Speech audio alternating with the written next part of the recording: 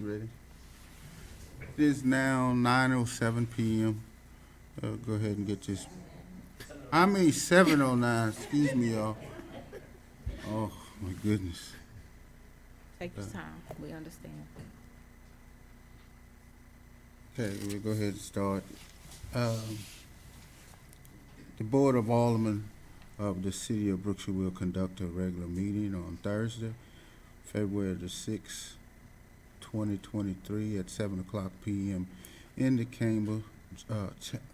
council chambers of the Brookshire Municipal Building located at 4029 5th Street. I would like to do a prayer and pledge before we start, please.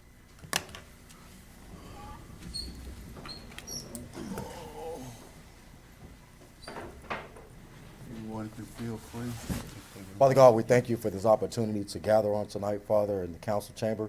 Father God, I ask that you be with Councilwoman Branch on tonight, Father God, and also be with Officer Dennis on tonight, Father God, as they're in the hospital on tonight, Father God, and they're struggling with their medical condition and issues, Father. But I ask that you be with the doctors, be with the nurses, anyone that's going to allow hands upon them, Father God. And I ask that you be with this council on tonight, Father, that the decisions that we make on tonight be not only pleasing to you, but for the betterment of this city. In Jesus' name we pray, amen. Amen. Amen.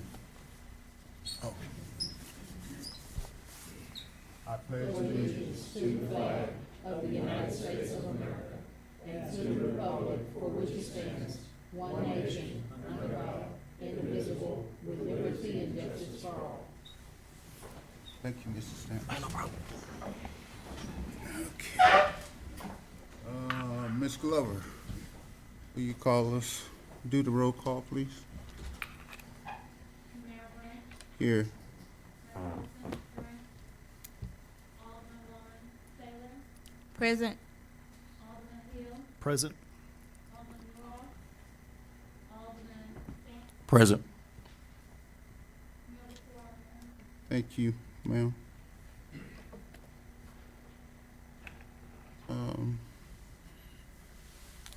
Agenda item number 3 is public comments. I see we have quite a few. I think I would just like to catch the ones that's not on the agenda. So the first one, I'll start off with Mr. McNally, Tony McNally.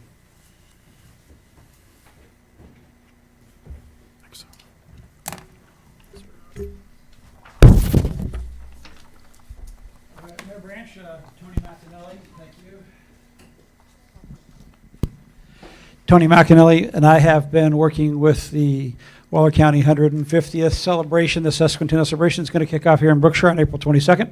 Wanted to give the council an update as to some of the things that have been happening with that. It's looking really good.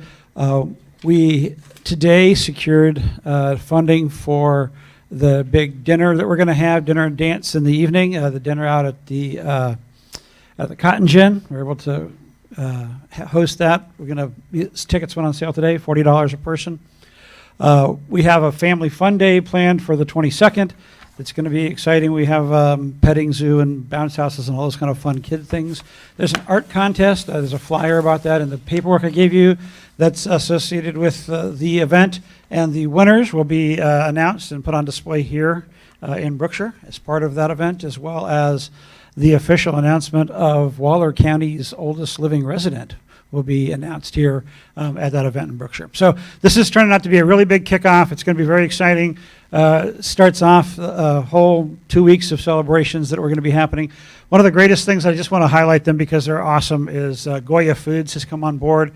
They're sponsoring our local event here specifically with a cash infusion, as well as they are giving out Goya baskets and putting up booths at every city in Waller County during that 2 weeks to help celebrate this this sesquicentennial celebration. So they have really stepped up to the plate in a big way, and I hope that we get a chance to recognize them for all that great work that they do to support Brookshire. I know they always do, but I think sometimes we don't mention enough how great what they do is. Do you have any questions that I can answer for you? Sir. All right, thank you. Thank you. Sir.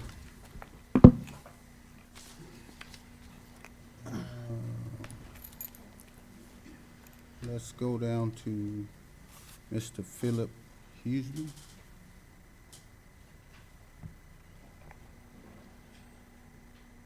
No, I did something wrong.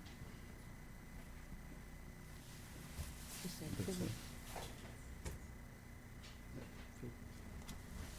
Philip. I'm not here to speak, I'm here to observe. Okay. Oh, okay. Thank you, sir. Then we'll go to, what's this one? Go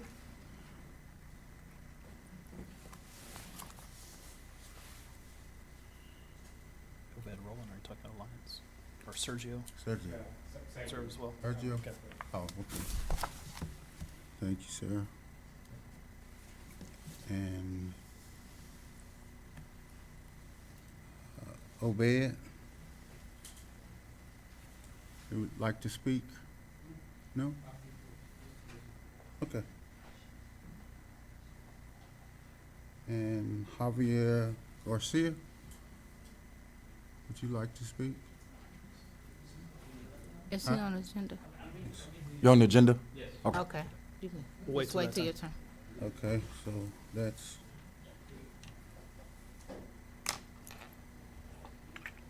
And I'm assuming, Ms.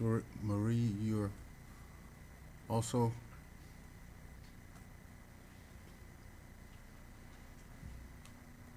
You're also gonna speak by Donna Court too, Maria?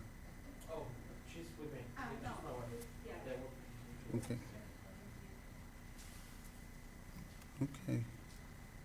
That's what everyone did. Okay, let's go to agenda item number 4. I wanna do a little skipping around, to get some things done. Let's.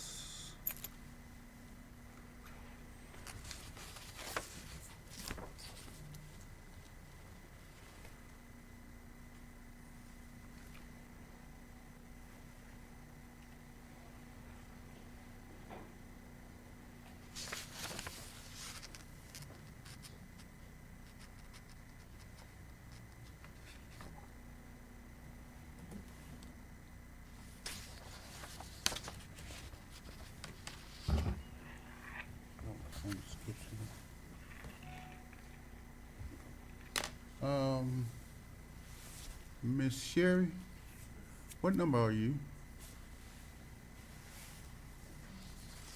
Should be 6. Number 6. Number 6? Number 6 and number 21. You can go ahead, Miss Sherry, if you like. Let's do it. Okay. Can you just give us, what are you looking for, ma'am? Looking to purchase some computers for 2 laptops for in here for in part, and then also 2.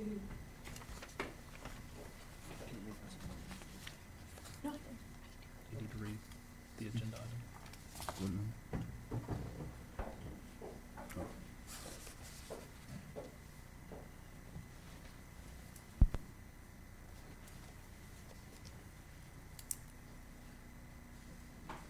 The municipal court's asking to purchase 2 laptops for an air nose part, and also 2 computers for our court, for the office area, plus a receipt printer. And we're planning on taking it out of the court technology fund, which we do have the funds available for those purchases.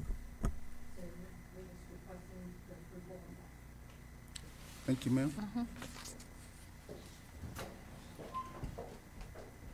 Any discussion? Do you need to read that agenda item? Huh? Do you need to read that agenda item? 21? 21. I'll go, that's it, ma'am. Thank you. The agenda item reads, discussion and possible action regarding municipal court purchase of certain equipment or services using the court technology fund. I'm open for a motion if anyone is ready. I make a motion that we approve for the municipal court purchase of 2 laptops and 2 computers using the court technology funds. Second. Thank you. Thank you. And Ms. Taylor, your vote? 4. Okay. Motion passed or carries, whichever. And then we have another one.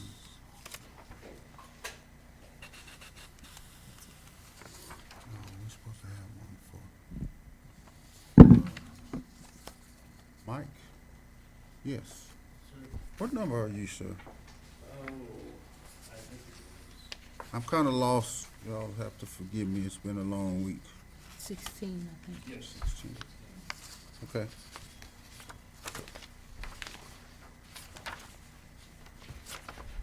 I don't have 16. Oh. If you're, tell us your, well, let me go ahead and read it first. Agenda item number 16, discussion and possible action regarding a contract with Human Resources and Payroll for general human service work. Mr. Mike, if you'll go ahead and stand and give us your name, and we'll go from there. I'm Michael Moore with Human Resources and Payroll. We're a company out of Houston, and we are an outsourcing company. So I do payroll, tax administration, full benefit administration, as well as human resources. We outsource for thousands of companies. This is our 23rd year in business. We're Houston owned and operated. I've been fortunate enough to be there since day one. The owner and myself had worked at another company very similar to this. So we've got extensive history. We started back in August of 2000 with 3 people, and I could promise you 3 of us could not cut a payroll check if our life depended on it. We were able to hire people and grow slowly. We are now conducting business in all 50 states, as well as Puerto Rico and the U.S. Virgin Islands. I spoke with Kim Branch last week. She asked me to draw up a proposal for our services. I have that available for you. If you'd like to take a look at it, we can go over it. I know you're stretched for time, so we can kind of hit the highlights if you'd like, and I can show you exactly what the annual costs are going to be. And then with the way I'm looking at it, I believe there are 45 total employees for the city, and this is including Public Works and the police department and admin, all of that. For what my costs are going to be, you couldn't hire a half a person for what we're going to do.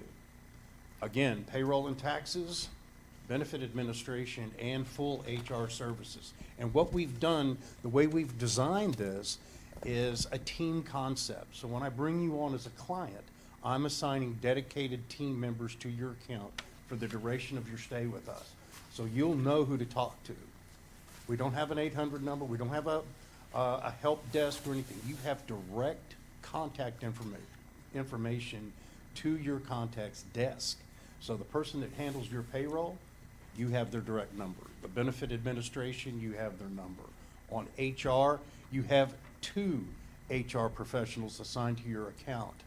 One in particular, you'll have access to the vice president of HR, who happens to be a labor law attorney. He is our employee. He works in our office in Houston, and he's available to you. Now, he will not be your counsel. He would be able to give you as much legal advice as the law will allow him to. If you'd like to take a few minutes, I have a proposal, and I'd like to go over it with you. I know we're stretched for time.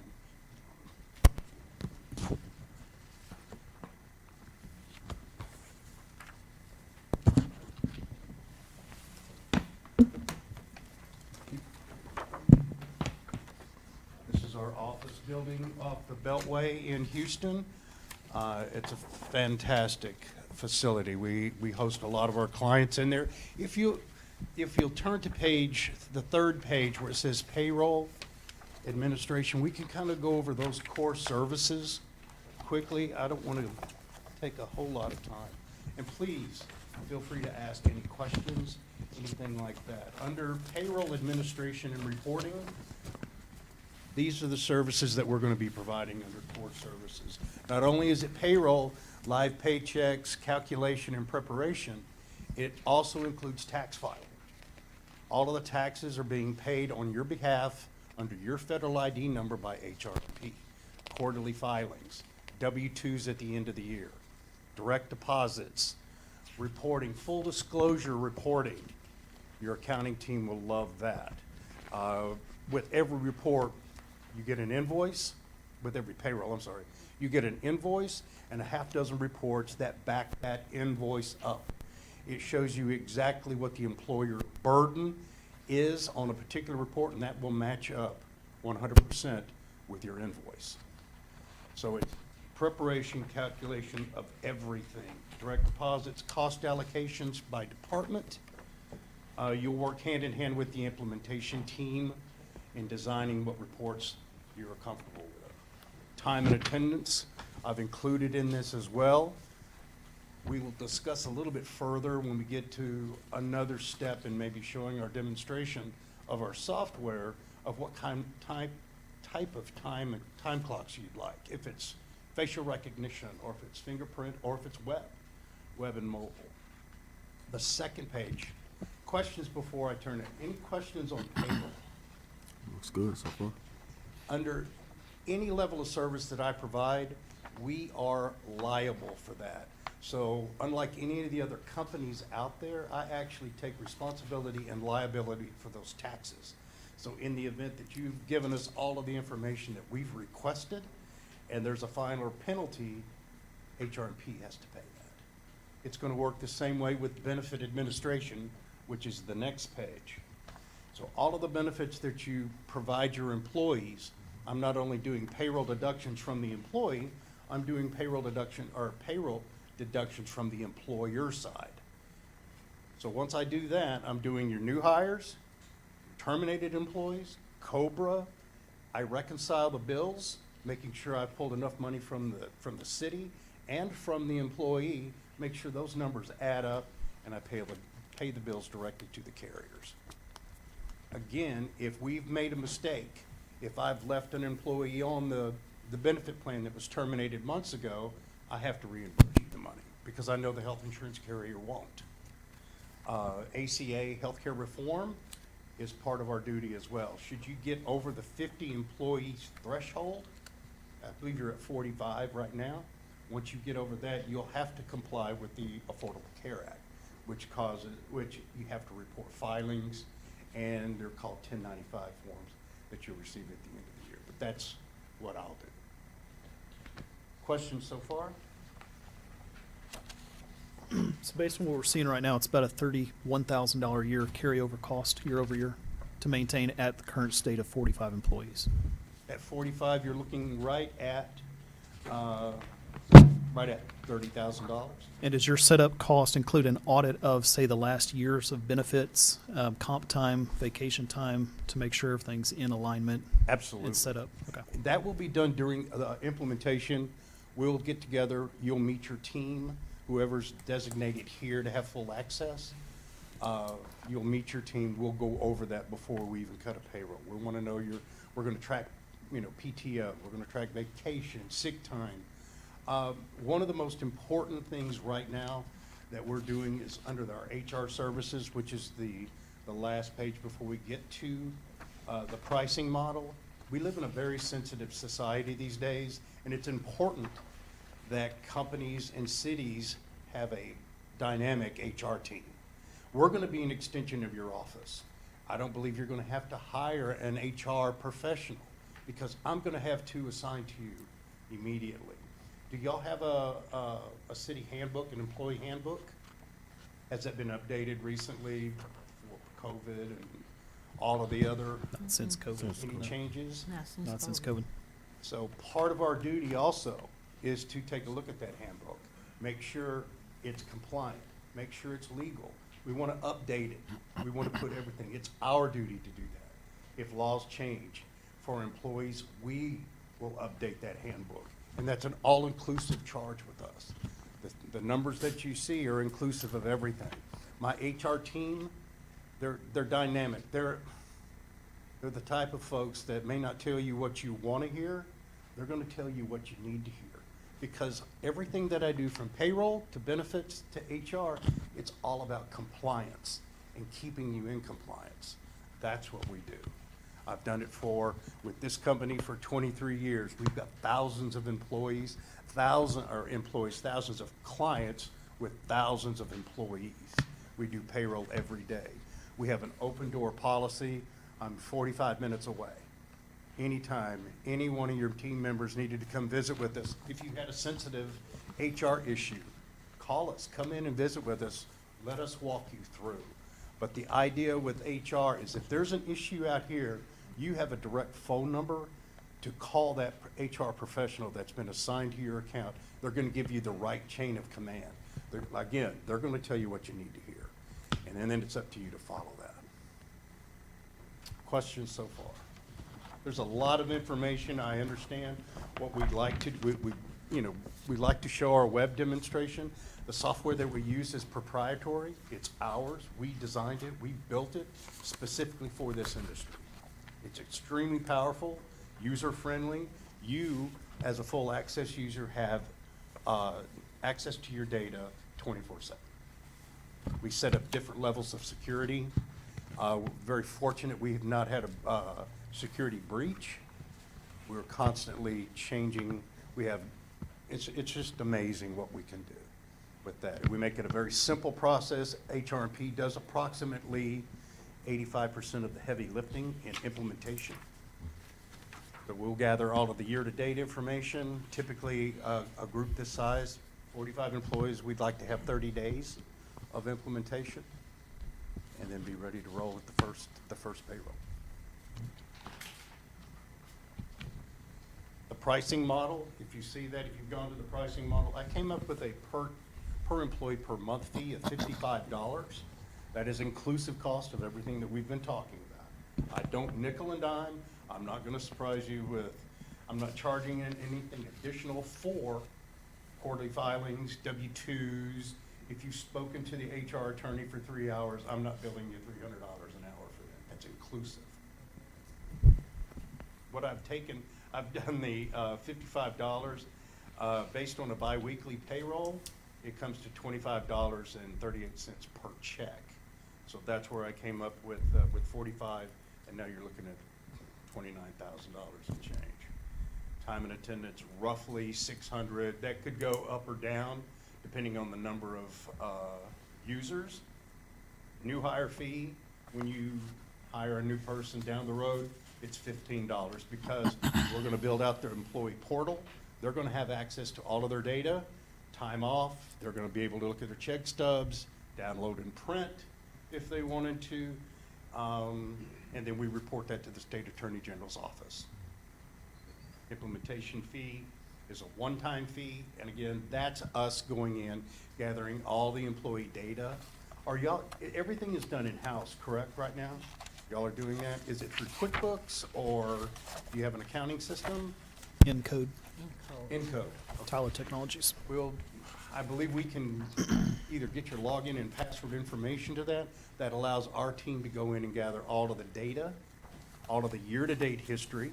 Because if we made the move, I'll use an example as if we decided to do this and we went April 1st. I'm going back and gathering all the year-to-date history from their payroll, making sure those numbers add up, so that way at the end of the year, HR&P would be responsible for the W-2s. You would only get one W-2. What other municipalities do you work with right now? Right now, I have about 25 different mud districts that I'm currently working with. I've got a couple of city municipalities that do outsourcing. Okay. I have references anytime you might need that, anything like that. I mean, I think we on council are aware this would be a good step for us. However, I'd like to see at least one competing Yeah. presentation to know. And you may be the best that's out there, but I'd like to at least see one more. So Oh, we know absolutely, kind and of I where we're believe at. I am. The one difference is on the benefit administration and all of this, and the designated team. That model has not changed since day one. As important as it is for my team to bring on new business, it's equally important that we keep it. And I've got a very high retention factor. It's 96%. So when people come on with us, they stay with us. And the reason they do is from the team, because it's all about communication. It's about taxes. It's not just payroll, it's your payroll. It's your taxes, your benefits, your HR issues. If you can't get a hold of someone, you're in trouble. That's our guarantee. You have a 2-hour turnaround from the time you've called your representative. If they're on the phone helping someone else, we have a maximum of 2 hours to get back with you. If there's a wrong check, I know what I'm supposed to make every payroll. And if my check's not right, I might be raising some cane on that. But it's all about compliance, and it's all about, in this industry, communication. We'd love to have your business.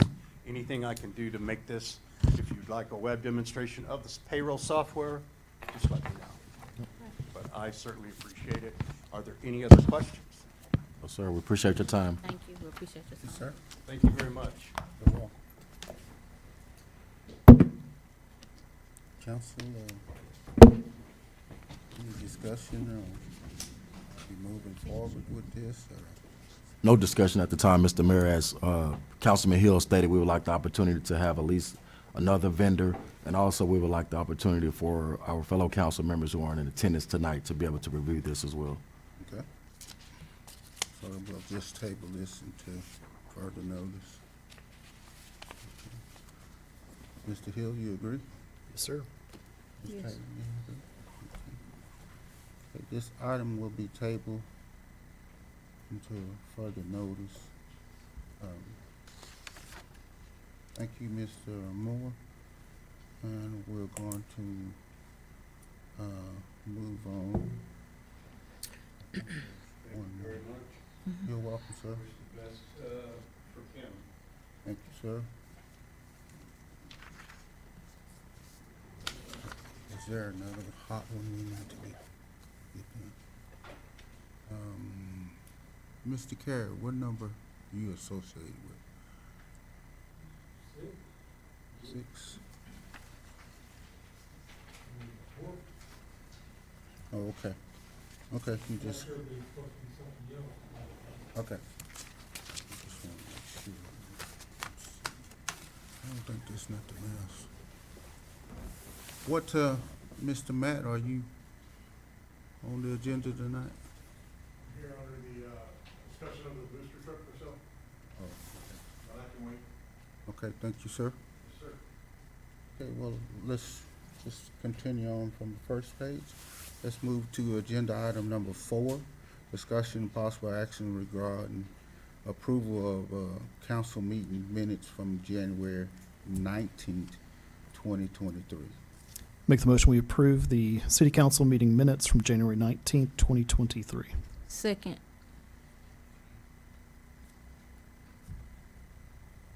And Mr. Stamps. 4. Thank you, sir. Thank you all. Motion carries. We'll go on to agenda item number 5. Discussion and possible action regarding invoice payments and reports. Ms. Glover, you got your pen ready? On the AIG invoices, there were some employees scratched out that have been being paid for several months for insurance, but there's no check to match up that prepayment. So I'd like to see that we actually paid less those people than the full bill. TMRS, there's a check request, but there's no documentation of what we're paying and why.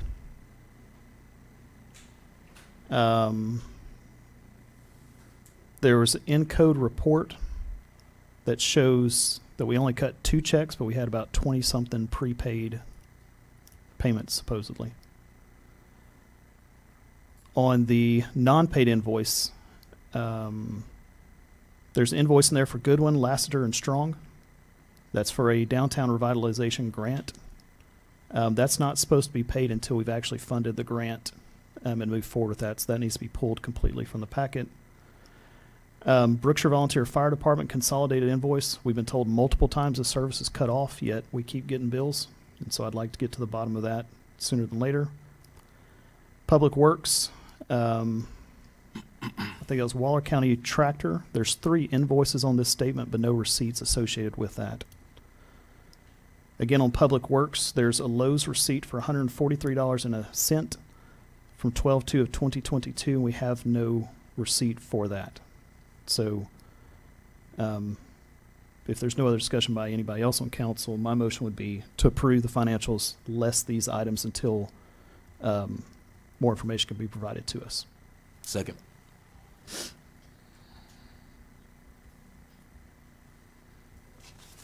And Ms. Taylor?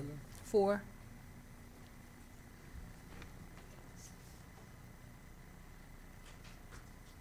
Were you clear on that, Ms. Glover? Shoot The me an motion. email. I'll send you my notes. Thank you, ma'am. Okay, thank you. Agenda item number 6, department head reports. The following persons may provide an update to the council regarding a monthly activity in the respective department, but the council may not discuss the reports unless it's related to an item that is on the agenda. So, the first one we have is the police chief, which I think Mr. Carey is standing in for him.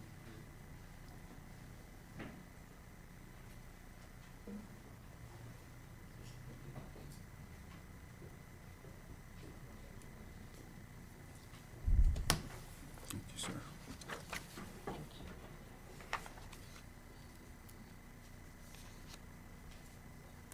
Save you a step. This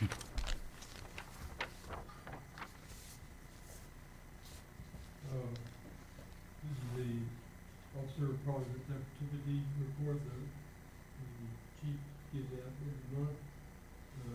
I believe he's supposed to have done the November one last month, but he didn't. So I have November and December project activity. The chief wanted me to mention that on December, when I report, as of right now, there are several that can work for Brookshire anymore. I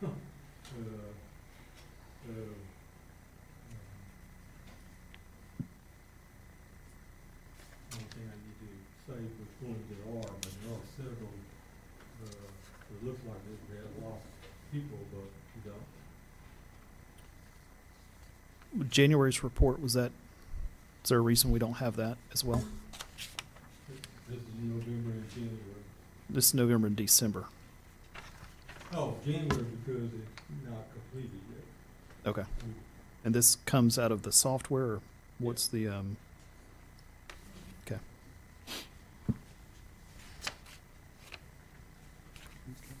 And then one other thing.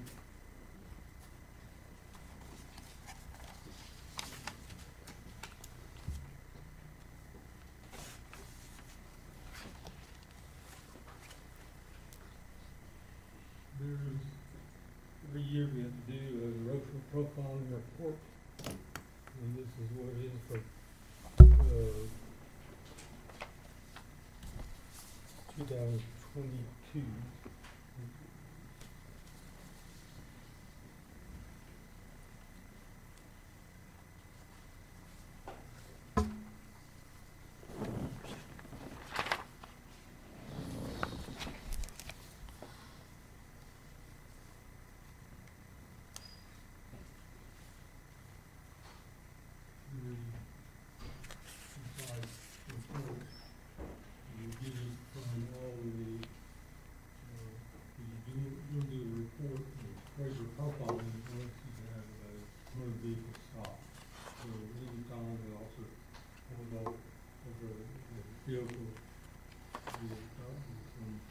Documentation that we gather, and you can do the report. You just have to go to DPS before March 1st.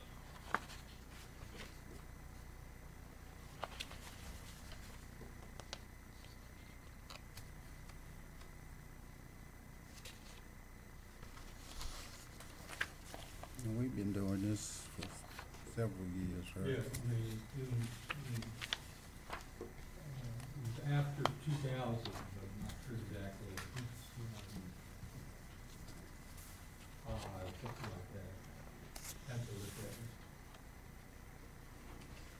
Just out of curiosity, how do we have a written warning and arrest? Well, you arrest for rebellion, citation, and then he was arrested for something else. Okay.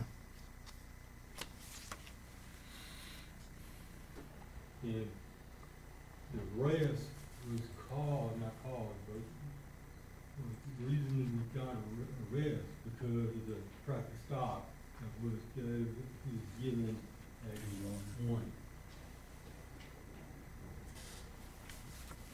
And this report's for 2022? Okay.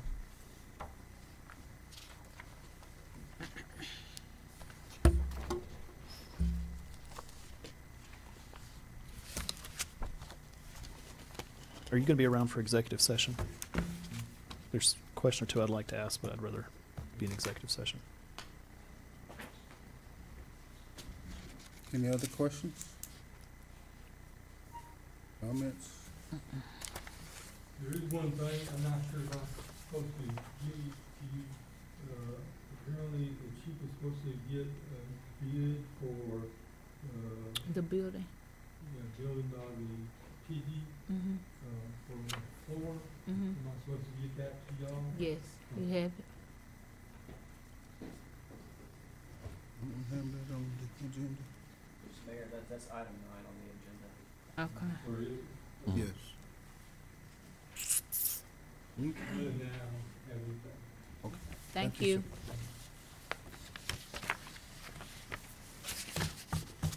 And next, we have city secretary, which we don't have nobody available tonight. Skip on that one. And next is Public Works Director, Mr. Kelly.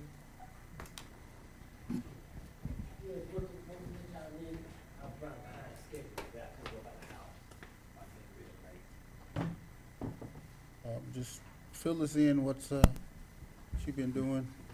Oh, okay, not a problem. A little bit of everything. Yes, my biggest concern, Mayor, Council, is the water that we have sitting in ditches. I understand, I went out to a company, turned the bids in, and it's something we're gonna have to do about all the water that's standing, sitting in the ditches.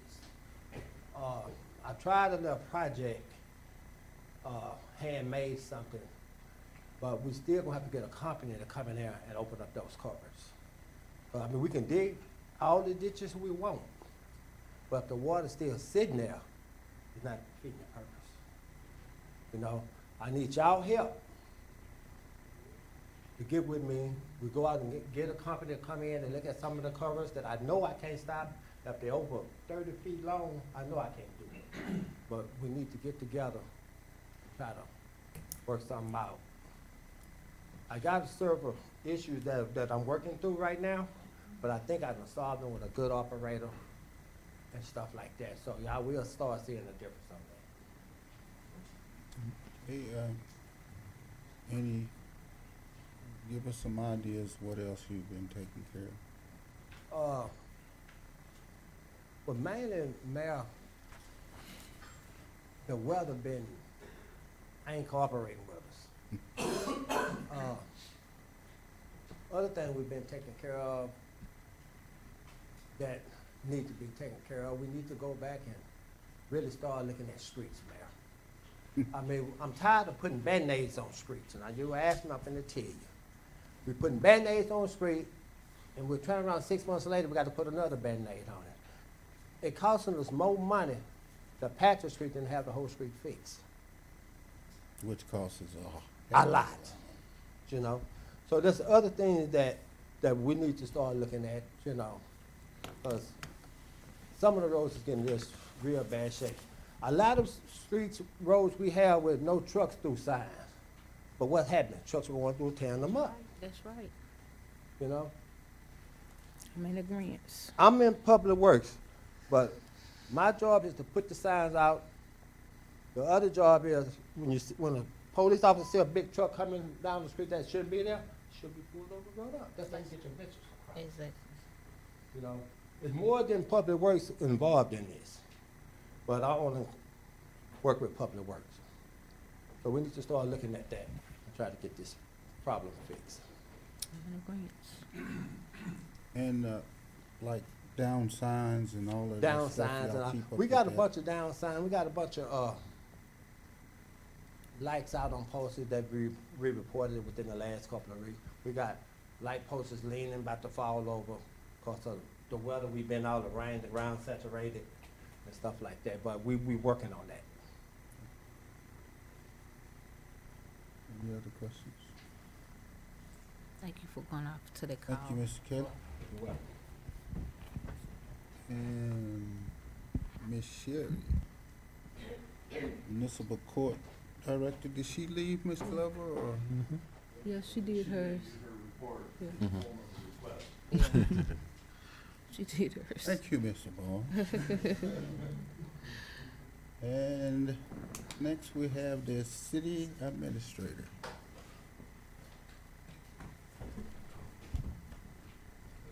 You want me to sing? You have a microphone? No, actually you don't. Mayor, members of council, good evening. You'll recall last Thursday I provided you with a written interim city administrator report. In that report were a variety of observations, recommendations. I'm looking forward to hearing feedback from you relative to that. This was sort of a 3.5 month rear view glimpse and with some projections moving forward. In addition, I sent you, excuse me, an email today referencing the results of our staff meeting, department head meeting, which occurred Tuesday. Some of that will be discussed probably in executive session or whatever. I'm happy to answer any questions you may have regarding those. To be brutally candid, we've not gotten the quality of applicants or the number of applicants for the positions that we have posted. We're continuing to keep those posted. We talked with the workforce folks today and are going to have them disseminate some additional posts. It's not for lack of trying. I know the chief is trying to get officers. We're working to get city secretary, et cetera. Those posts that we've advertised still remain. I could only speculate as to why, and I don't really want to speculate at this time. I'm trying to think a couple of other things. I feel like I'm Mr. Kelly's attaché rather than he being mine. We are overseeing almost $2 million, $1.9 million worth of grants. If I can keep Mr. Kelly calm, hopefully some of that grants through at least 2 of those will address those issues that he referenced with regard to drainage on a very big community-wide scale. At least the implications will be community-wide. Another component of that grant you heard in a presentation from our consultant GrantWorks 2 meetings ago. We're put together sort of a wish list, if you will, per Councilman Hill's directive from staff. I have sort of massaged that, for lack of a better label, and hopefully with your consent we'll get my recommendations to you here in if not by tomorrow, early next week.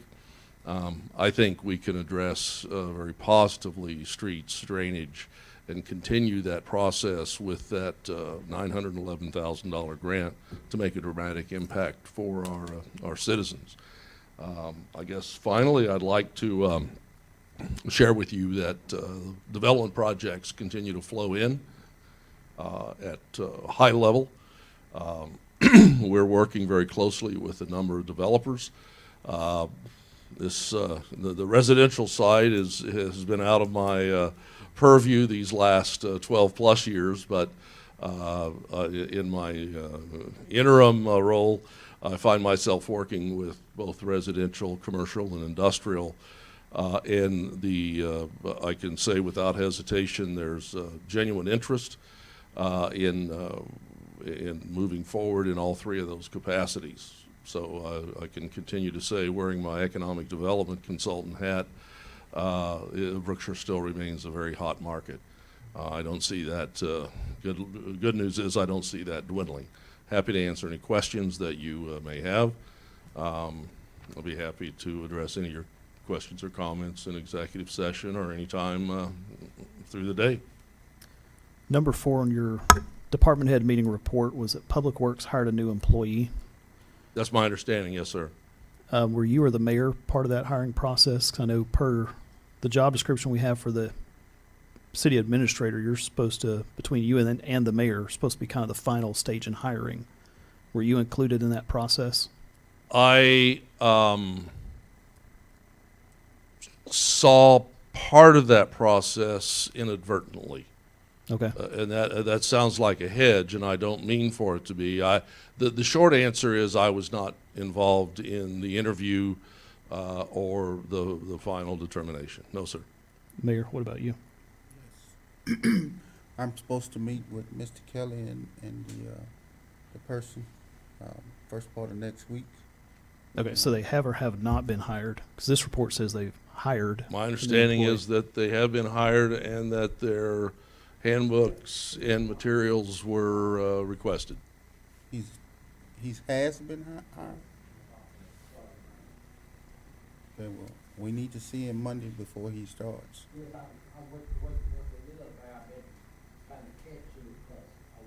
Yeah, I've been tied up this week. But before an offer should be extended, you should go through the chain of command on this. And hold on, Mr. Kelly. I understand he knows of the person, but has the mayor sat down with this individual? No. So before an offer is extended, you should be going through the chain of command. And the way it's listed at this point is the mayor and or city administrator is kind of the final step in approving any new hire. And that includes for our police department too. So there technically should not be a new hire without one of these gentlemen here having physically met them and approved that hire. So for you to do it yourself, it's kind of out of the scope. So I hope this gentleman understands that he may or may not be hired pending the outcome of their interview with him. We'll meet Monday. I believe, Mayor, that Monday is a holiday for our staff, if I understand. Tuesday. That, yes. Yeah, President's Day. Well, Tuesday. That's my understanding. Let's do it early Tuesday morning, Mr. Kelly. Okay. Any other questions, comments? That's all for me. Thank you, sir. Thank you. Appreciate it. Thank you. I was so excited about saying a few bars. Next time. Next time. Number 7. He was supposed to be on the phone at 7:30. You're supposed to be on 7:30. You're supposed to call in. They have not. Let's move on to agenda item number 7, discussion and possible action regarding Wells Fargo positive pay. We're supposed to call.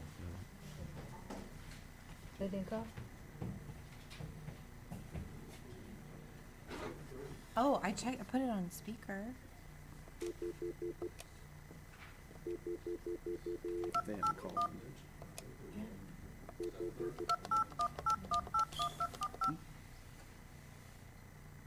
Mm-hmm. So it's working, so we have to No? Okay, no call. They didn't call. They didn't call. They checked. They didn't call. They didn't, so. So we'll just go as no contact from them. Right. Great. Yep. I'm great. Yep. Contact.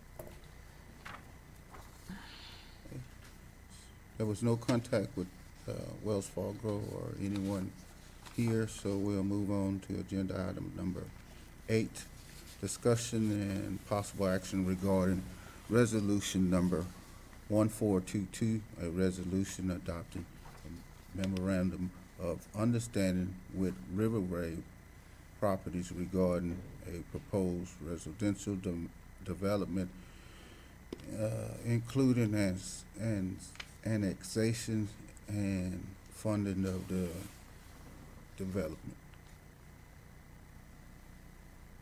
anyone would, Yeah, I mean, Sir. are you mayor and council? I forgot, I'm sorry, sir. Okay. State your name for us, please. Michael Foley with Riverway. Okay. Good evening. I look forward to using this MOU as a building block between us and the city to deliver some much needed homes to the Brookshire area. So a little bit about the development. We're looking to do about 500 homes and some retail.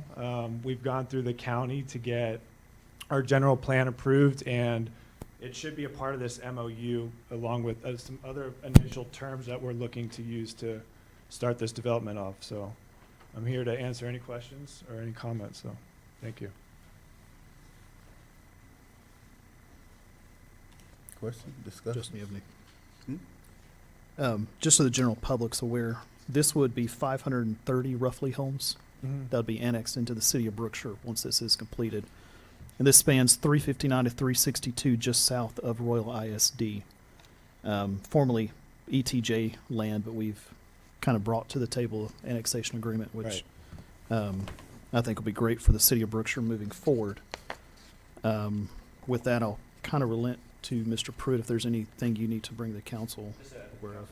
This is, I should say it on there, it's a non-binding MOU. You're not committing yourself to anything.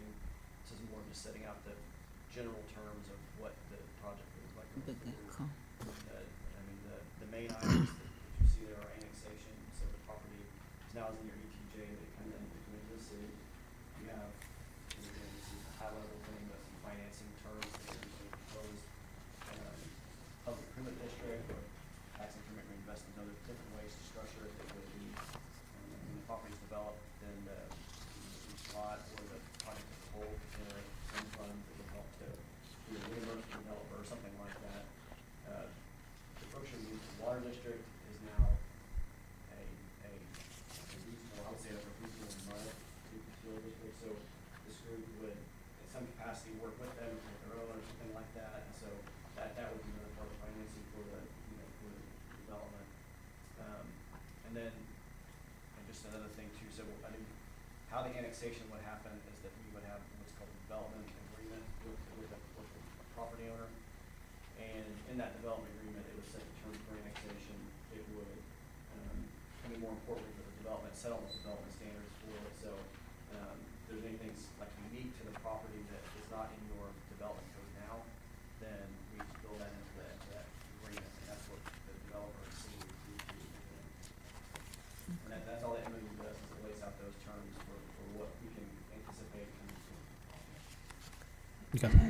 But there's potentially going to be another iteration of this as we get further down the pipeline, specifically if we get the county to come in on a tiers or something of that nature. Okay. This is more high level and non-binding for either us or the. Just starting the process. Okay. You ready for a motion? Yes, sir. Make the motion we approve resolution 1422. Second. I'll take you, Mrs. Stamps. That's not right. Oh, it'll be all right. It'll be all right. Ms. Taylor, your vote. 4. Resolutions passed. Agenda item number 9, are we going to skip this one? Or Carrie, you have the information for that? Okay. Just on the floor. I don't know if that's enough for us to consider. What, Just take the information, no action. No, So we can look over it. oh, yeah. I got this one. thank you.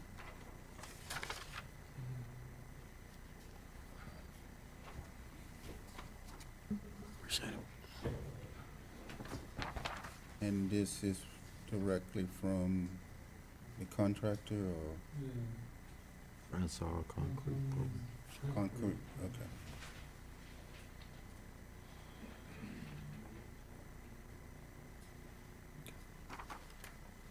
There was a meeting between the chief and him and maybe Ms. Kelly. And he looked at the building, had been months ago.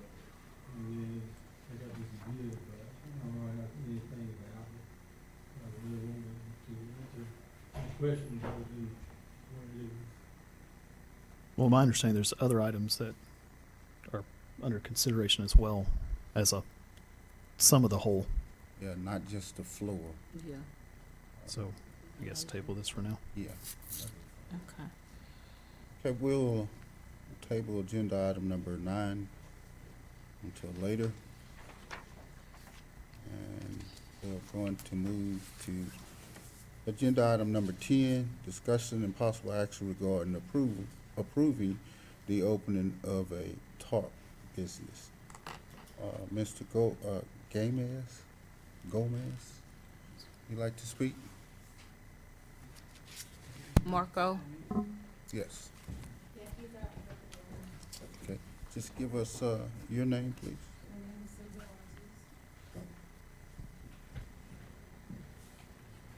My name is Sylvia Ortiz, and I'm in charge of the project, and this is his third location for manufactured tarps. So, I mean, This is located on the south side of I-10. yes.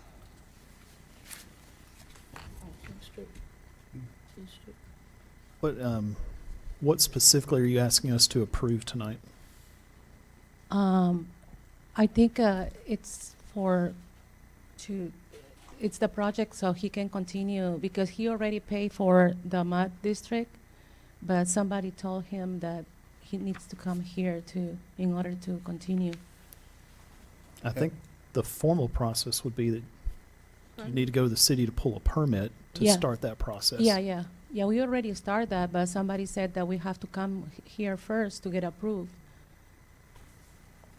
And this is a building that was already there, right? No, the lot is vacant, there's nothing there. Oh, so this is new? It's new, yeah. Okay. I was thinking it was using one of the older buildings.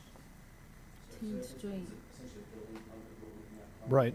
So if that's what you're looking for, you need to probably Permit. come back to City Hall, and there's a whole building permit process you have to go Yeah, through. that's Oh, yes, yeah, we know that, 10th Street.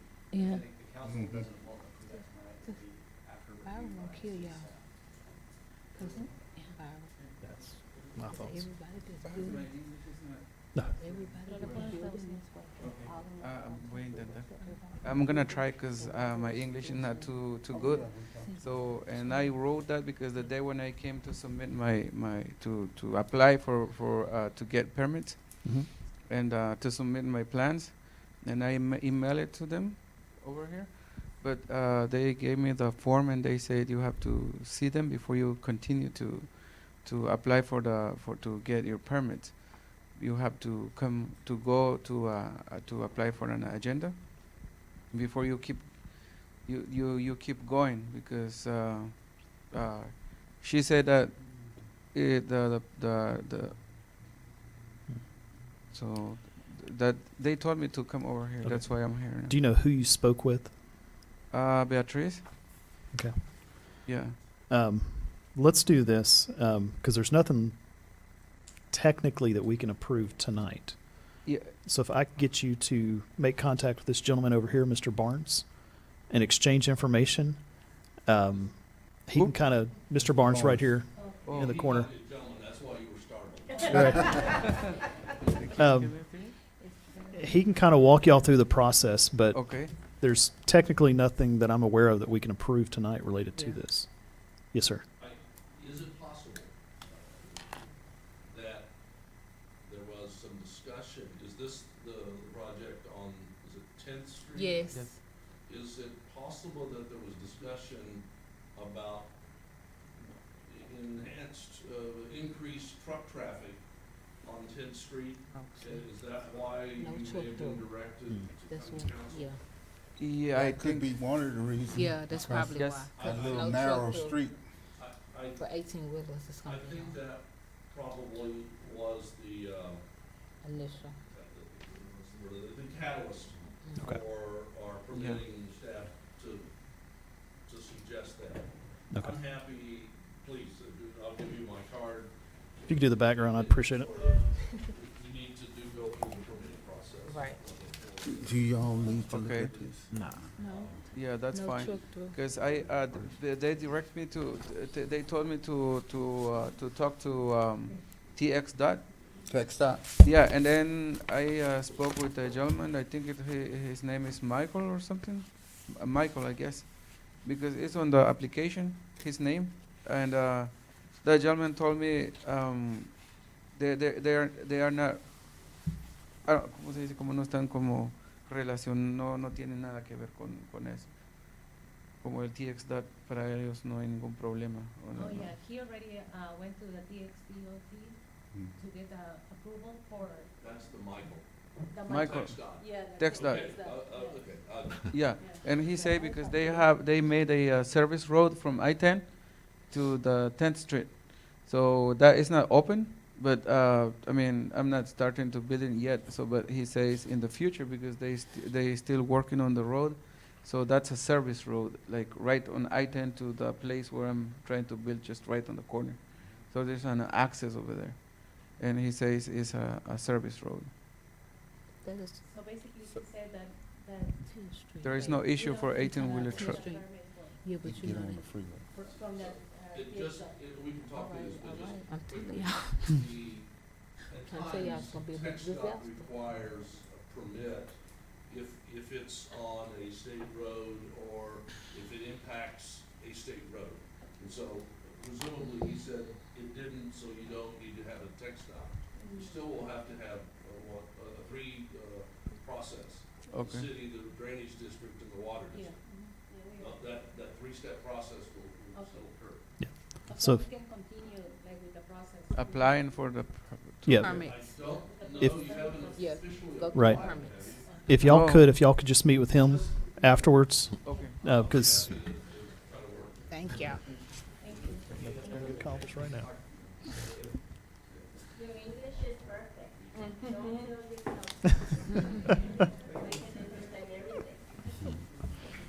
All right, that's right. 11. I'm gonna talk to you when this over with, because me and Kim gonna get you for these 28 items. That ain't my fault. That's gonna be, you added some more stuff to, No, not true, we're man. gonna keep it under 15. Okay, I'll think about that one. No action taken at this time.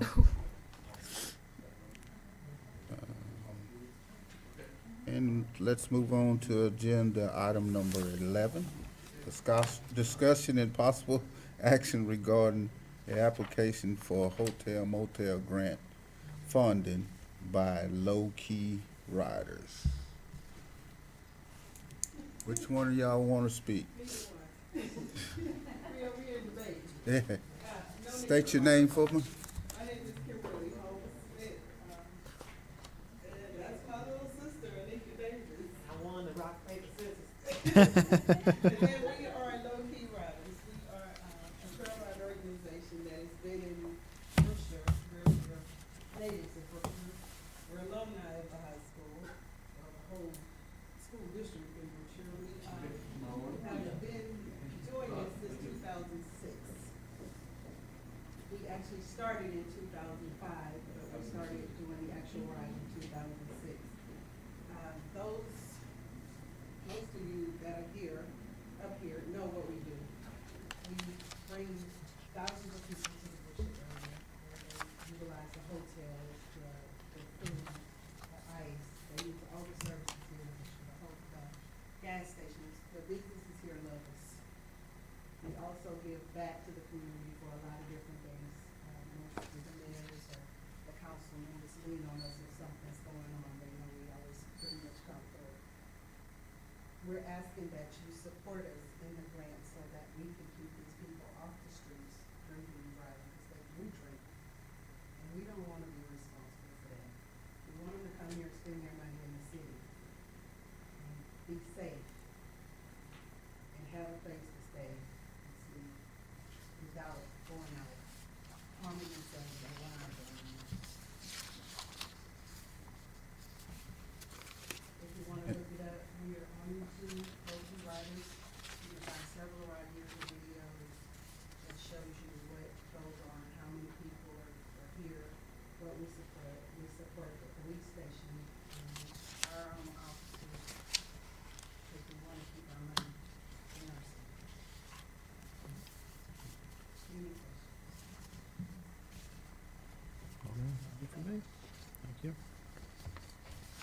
Do you have something you want to say, ma'am, or not? Okay. Okay. Oh, she just got stuck with.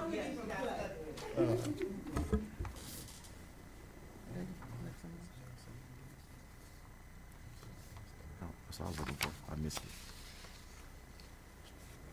Mr. Bones, you have anything to speak on that? Were you in this? I did receive a copy of their application there, Mr. Council. I'm trying to recall. I don't know if there was any specific reference to room nights that were guaranteed or booked. Yes. There were? 20. You've booked them, or that's the guesstimate?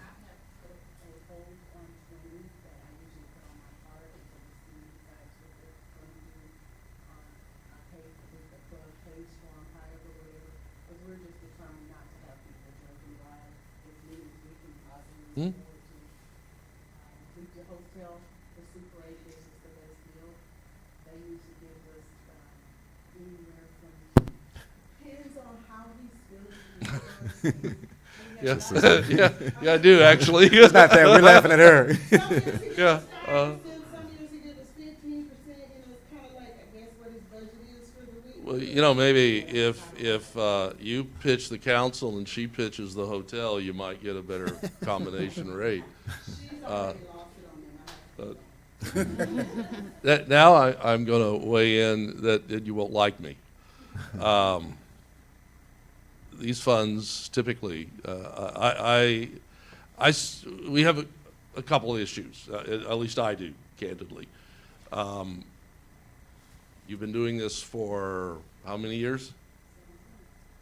And typically speaking, if this body has given you what I'll call seed money to get you up and operational, and has funded you for, let's say, 15 or 10 of those, two of those years, and you've done it 17, if this were a tax abatement issue, it's not, but there is a parallel. There is a thing called the if-but-for clause. It looks like you could do it without the hot funds. And I think I heard you in your last presentation say you would do it whether you were funded or not, which leads me to wonder if the funding is a necessity. Now you can be mad at me, and I'm sorry that you're mad at me.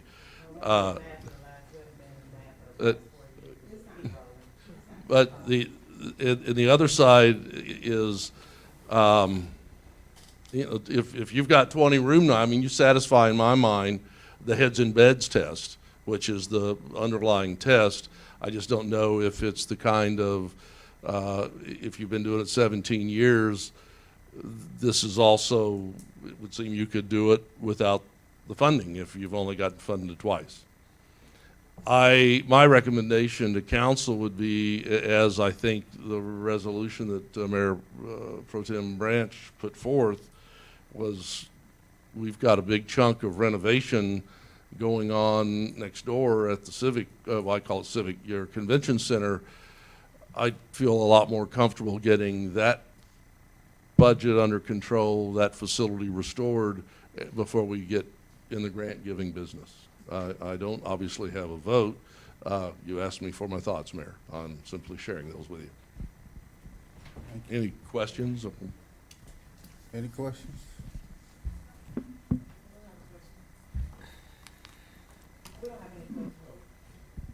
So, I mean, this was put in prior to That's why I say. that item. So I want to make that distinction for us. When did y'all put this in? It was In November, I think. November? Around about November? Right after, and then we, Okay. again in 5 months, and then again in 2 months right before the event, so about 4 times last year.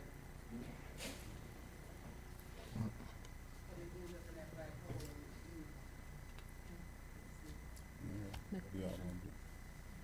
They always, I feel like Yeah. we should give some because they was ahead of the game before we should. Before we decided to do that, Yeah, as long as all yeah. proper paperwork and everything is turned in. It was turned in. Well, I'm ready for a motion. I make a motion that we approve the application for hotel motel grant funding for low-key riders. Continue that all proper paperwork is turned in with their application and whatever else needs to be in. Second.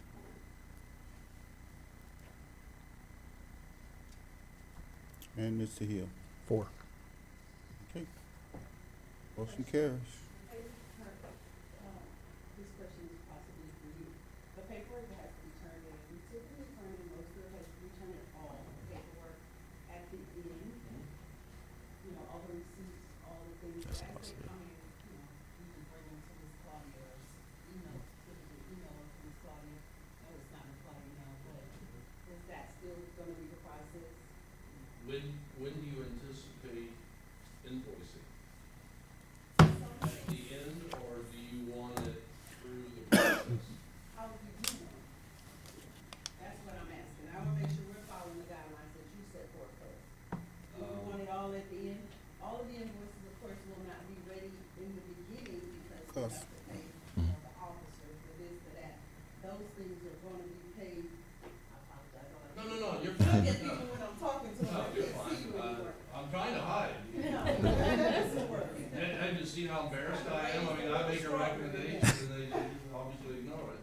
So, of course, those things, you know, the officers, the entertainment, those things will, I'm not gonna pay the people before they do service, it's another. That's, you and I are on the same page. Okay. In my mind, it would be easier if you can do the project, And then all at once. send it afterwards, and candidly, what I'm gonna be looking at closest is your room nights. That's, you know, like I said, if you got 20 room nights booked, you know, I think that satisfies what I call, not what I call, what the legislation calls the two-part Not test. 20 room nights, but. No, just 20 rooms. When you said it, I'm like, hold on. Everybody stay at once. I thought they were all your friends. Ain't that friendly? When I'm spending money. If that's agreeable with you folks, it's fine with That's me. perfectly fine. So All right. make sure we're following the guidelines for what, you know, is, we have an understanding. I get it. Okay. We're good. I was hoping that Chief would be here, but I'll call him tomorrow because we were trying to talk to him about getting some officers to work. So we didn't have enough officers at first. Yeah, we're kind of Probably true. short-handed. Yeah, so we're gonna, That's I'm probably. sure he'll, yeah, he'll get it figured out. Our officers, we work with all the county, we do have a constable, you know, that comes out. We have a DPS officer that's like usually undercover pay, and he kind of walks the property, and he's enjoying the festivities, but he is a DPS officer. But it's nice to know that we have our officers, because we, you know, it's like, we I call mean, you him know, something. anything goes on, don't even talk to us, don't come look for us, take your jail. That's city money. Okay. Okay, well, this item passed. The next item is agenda item number 12, discussion and possible action, roof repairs for the city of Brookshire, City Hall and Convention Center. That's you, ain't it? Yeah, it's, yep. So in our ongoing process of renovating the convention center, as y'all know, about a few months ago, we did a repair on this main roof, which is worked. But in the process of them working on the interior, they noticed that the lower roof, which is that stucco portion, the metal is rusted away in several areas.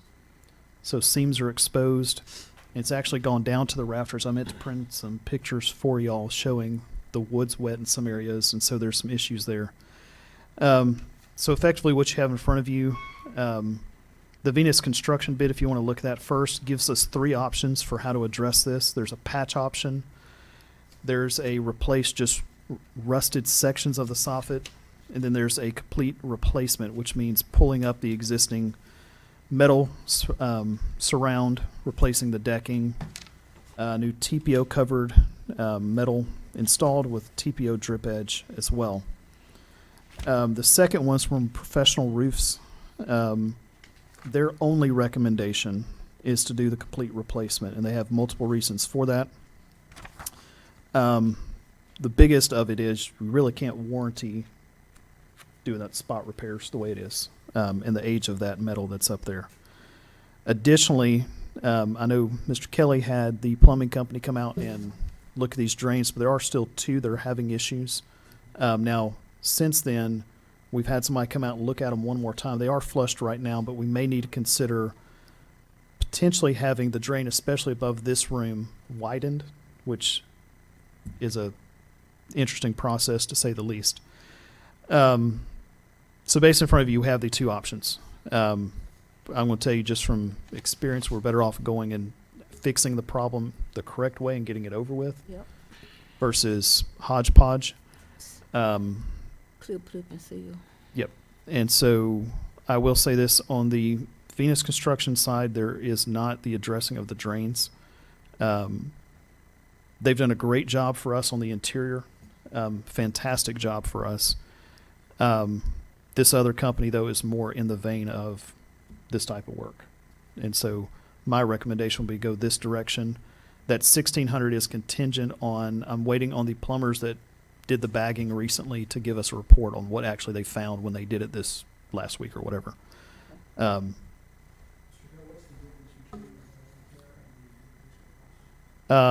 Well, there's 3 options. There's a patch, which would be putting some sort of pill and stick coating on the soffit. That's at $12,003.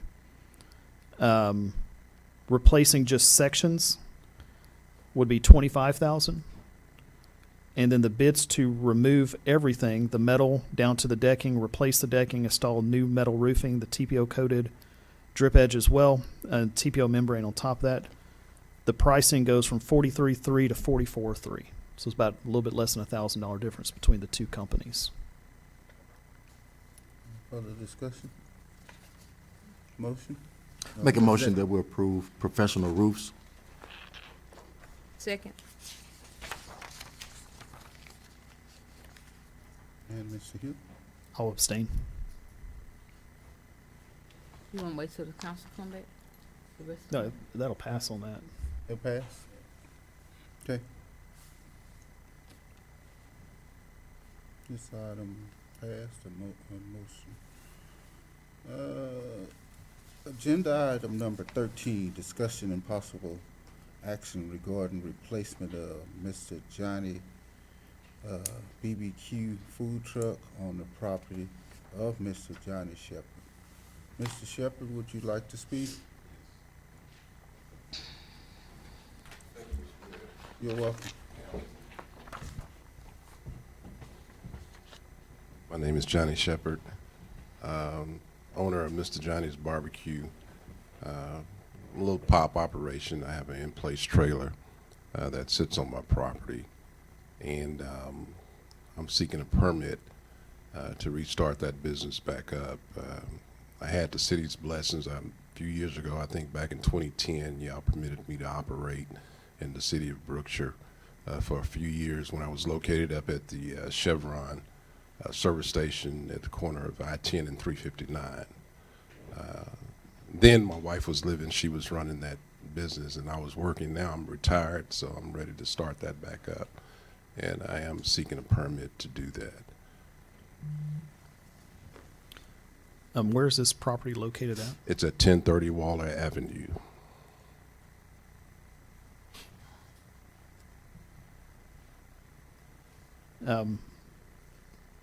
I'm kind of conflicted on us voting for this tonight. Because Ms. Branch has been, I don't want to say vehemently, but very against food trucks. But then she's the one that put this on the agenda, so I'd be curious to know why she put it on the agenda. Well, go ahead. Instead of moving. And I understand that, but I'm confused too. You know what I mean? know she was going back and forth with us with food So- trucks. And all of us was kind of for 'em, but Well, can I speak? I think it's because it's in place. It's not mobile.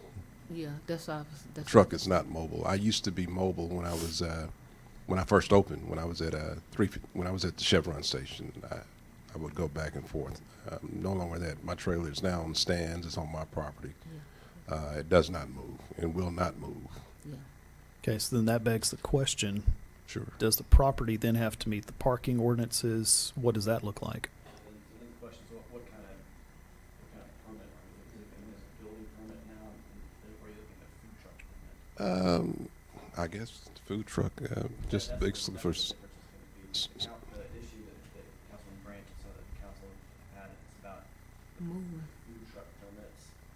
And so, and that's right, so if you're doing a permanent structure, then it changes from a food truck permit to. Okay. I mean, you have to do your health, I mean, all Okay. that stuff goes with that, but Okay. that's a different, whole different process than you're talking about what Councilman Hill said is there's gonna be certain setback requirements and all that stuff. So you're gonna then go through like a building permit process or building a site review process for that. Okay, well, whatever I need to comply with, I just want to get it open. I'm willing to do whatever the city wants me to do. Just let it, just table it and let him go through that process and see where he's at. Permitting process. And see if you have enough room and everything. My take is he can come in.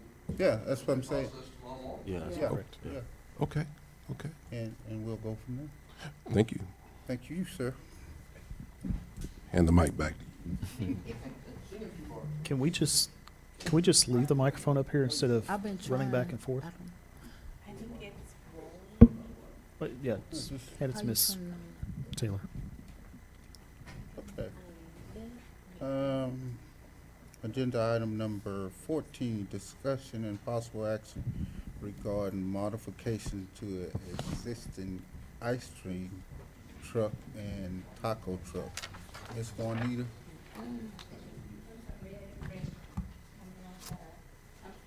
I'm not good in training. I have a lot of issues.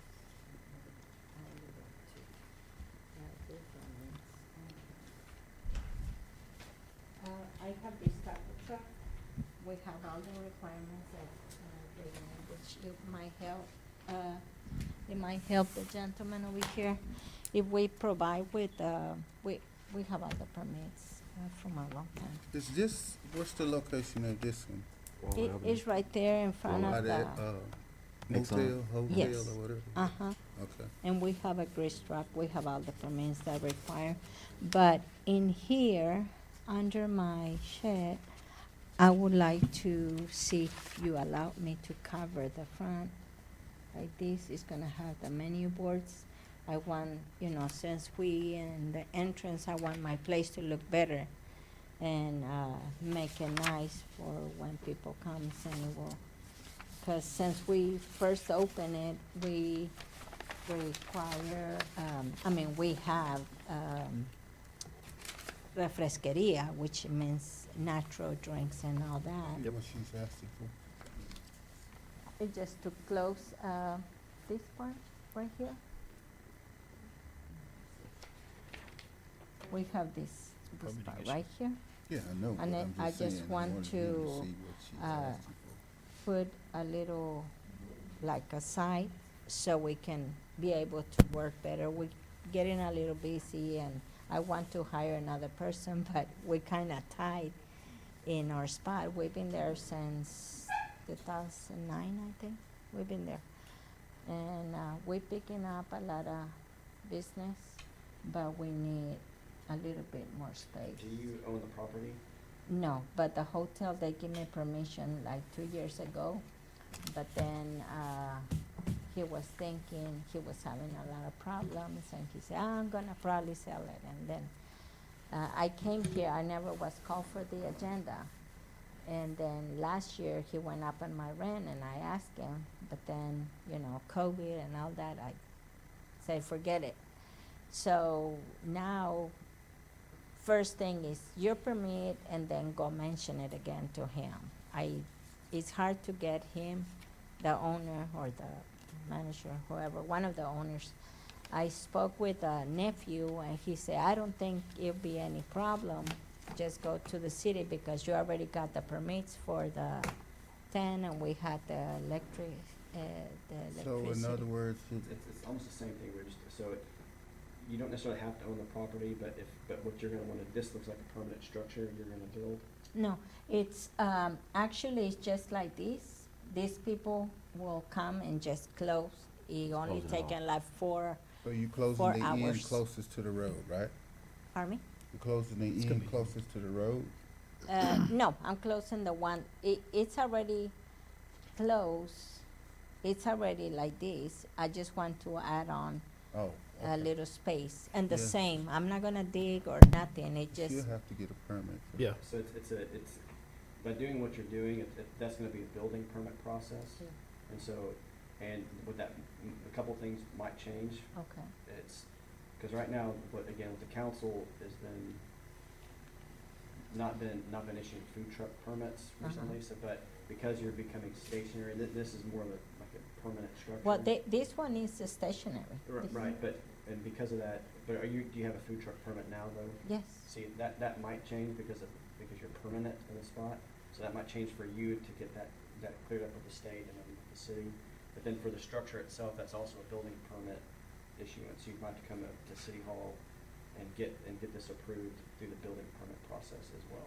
Oh, okay. So it's like a double, there's a couple things would be triggered there, but, because again, it's not like a food truck permit for this one, or, I Right. know that you mentioned, I think in your, application for the council, you also mentioned an ice cream truck too. No, I have, for the other truck, it's just, I don't know why is the different. Last year I got a permit. I have the permit for Fort Bend, I had the permit from Sierra City, I got the permit for Simonton, I got the permit for, it's because they call me for events. It's just an ice cream truck. It moves. I don't know why I'm having such a hard time. The only thing, I don't like to play with the law or come to this place and sell, and then they might say, you're not in here. But I have, and they have already paid, they have the permit in there, but they just didn't give it to me because they say that I have to come to the agenda. But I have all the permits. I have Fulshire, come on. Fulshire is hard to give anybody a permit, and they give it to me. And you know what? They didn't even charge me. They say, no, we want you here. As long as you move around, we need this for, So that's what you're asking for, your ice cream truck to have a permit to move around town? yes. We're not doing it, I don't know, that's what I was asking. no. Cause that's the food truck thing. But Let's it's ice cream. Yeah, This is Let's work different. on this one first, and then we'll go see about the ice cream. We're missing a couple members of the council. They have ice cream, so it's like it's just like going down the street. Yeah. You have to have a permit to go down the street. Yeah, You and have there's to have a people. permit to sell. So what about the other man? I ain't never seen him come down here to get no permit, the one that be coming to Middlewood. Mm-hmm. Selling the So corn, is it selling the corn. all Oh, that I've stuff. never seen that one. Oh, baby, he rides every Yeah. day and set up, no, Every day? Every set day. up on the side. Yeah. Middlewood, so. Yeah, and a lot of people been asking me. I'm sorry, ma'am. I'm No, just, I'm I'm So we just telling you in appreciate you, that's why we general. appreciate you for Trying to, trying we to do the right appreciate thing. you coming, Right. you trying to do the right thing, but it's Yeah. a lot of them that do not. That's why I'm. Yeah, Right. and having they this even conversation. asked me, you know, Margie, that used to work here, they asked me to go and sell in that new marketplace that they, I said, well, they haven't given me my permit, I pay it, they have my thing. Flea market, trade market. Yeah, I don't Oh, even yeah, know yeah, where yeah. it is, but Down they, right there. I know they what you're come talking to Well- my place, you know, and I said, well, I have to go ask, you know, I don't know. Yeah, we Yeah. appreciate that, we really do. Well, that market's technically outside the city limits. Yeah, that's what, that's. Yeah, so you'd be that's- fine to go there, provided the county, you have whatever health permit the county may Oh, require. Are we able to pull this permit to look at for the next agenda or something like that? I mean, I'm unaware of our statutory. It's just kind of, it's a driving, like an ice cream truck. Are we talking about the food truck or the ice cream? No, The ice cream truck. See, is there a permit that's been filed? Have you put in a permit Yeah, application? last year they gave me a No, permit. no. In the last 6 months, Yeah, I mean, with the city. yes, Looks like January 20th. it, yeah. I'm not that? familiar with that. They even have I the, took, the thing Oh, this is. in there, they already cashed my check. I hand delivered myself. I haven't got anything. And, you know, Well, I don't have nobody else to do it. Yeah, right. I think it's probably best that you and our permit clerk talk tomorrow. So, yeah. Cause I can't find on this one. Yeah. No. That's, The ice she's cream. agenda item 'Cause 14. first, 15 is the dial. yeah. But I can talk to you tomorrow, and I'll bring all my permits. Yeah, that's, Thank that's, you. Yeah. Yeah, I Thank mean, you, we appreciate it. that shouldn't be an issue. The other one, Thank you. so just to be clear, speak with permits, make sure they understand it's two distinct issues.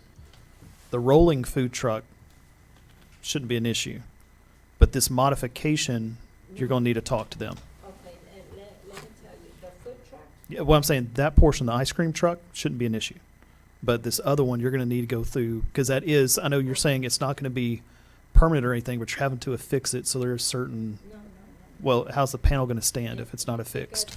Because when I first came, it took me 2 years to get there. Right, I have a City of Water, I have racetrack. right. I got everything. My wheels are not in that, 'cause that one. I'm talking about the end cap you're trying to add. Okay. So this metal, it's going to have to be affixed somehow, Yeah. right? So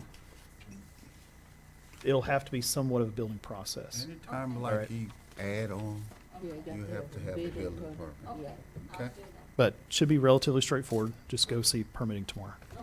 Okay, Thank you. thank you, ma'am. So y'all need, we probably need to get some patrol up, cause Middlewood is hot. Shit. Gonna come out? Y'all give me a little sign when I What do. number was? 15? Oh, she was 14. Yeah, she was 14, and I'm 14. 15. Okay, let's move to agenda item 15, discussion and possible action regarding the denial of a building permit. Mr. Javier Lopez? Before you start, can I ask a procedural question? Are you or Mr. Barnes reviewing these before they get put on the agenda? Me? Okay.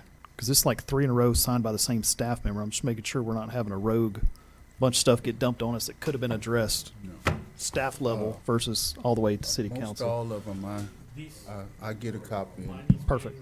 It's been through staff and everybody, so let me show you what.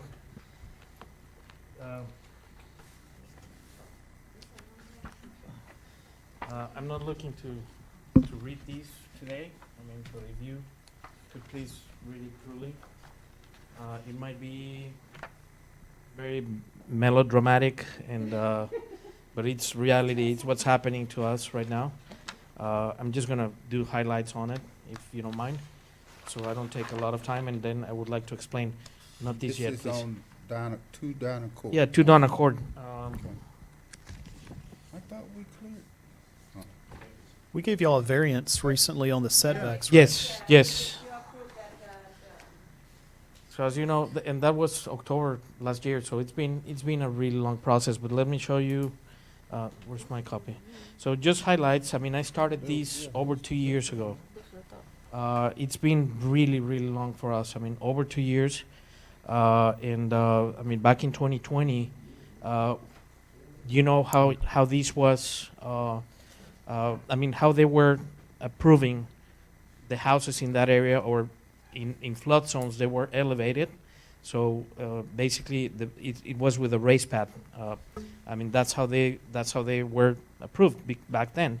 So we were instructed when we basically when we started with our application back in 2020, we were instructed that we had to raise our pad because we're in the flood zone, right? If I'm mistaken.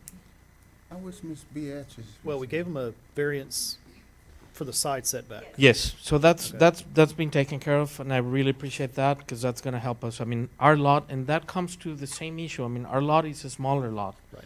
So since we have a smaller lot, and I've talked to Ganda, Mr. Barnes has been helping me. I mean, he knows what the deal is. There's no way to mitigate on my lot. And since the house next to us has been built the way that they used to build back then, now it's creating a lot of issues in my property.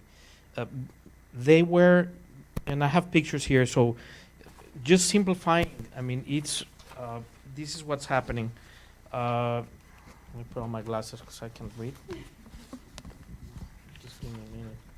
So we've been denied our building with a raised pad because someone claims that we would be pushing water to the neighboring properties when we don't even have any neighbors except for the one neighbor on the right side that the city of Brookshire allowed him to do exactly this to us. So he's pushing all his water now into our property, and he's also invading our property.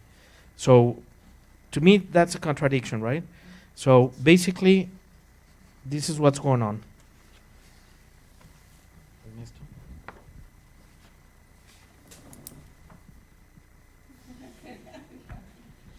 Which one's your, that's your house?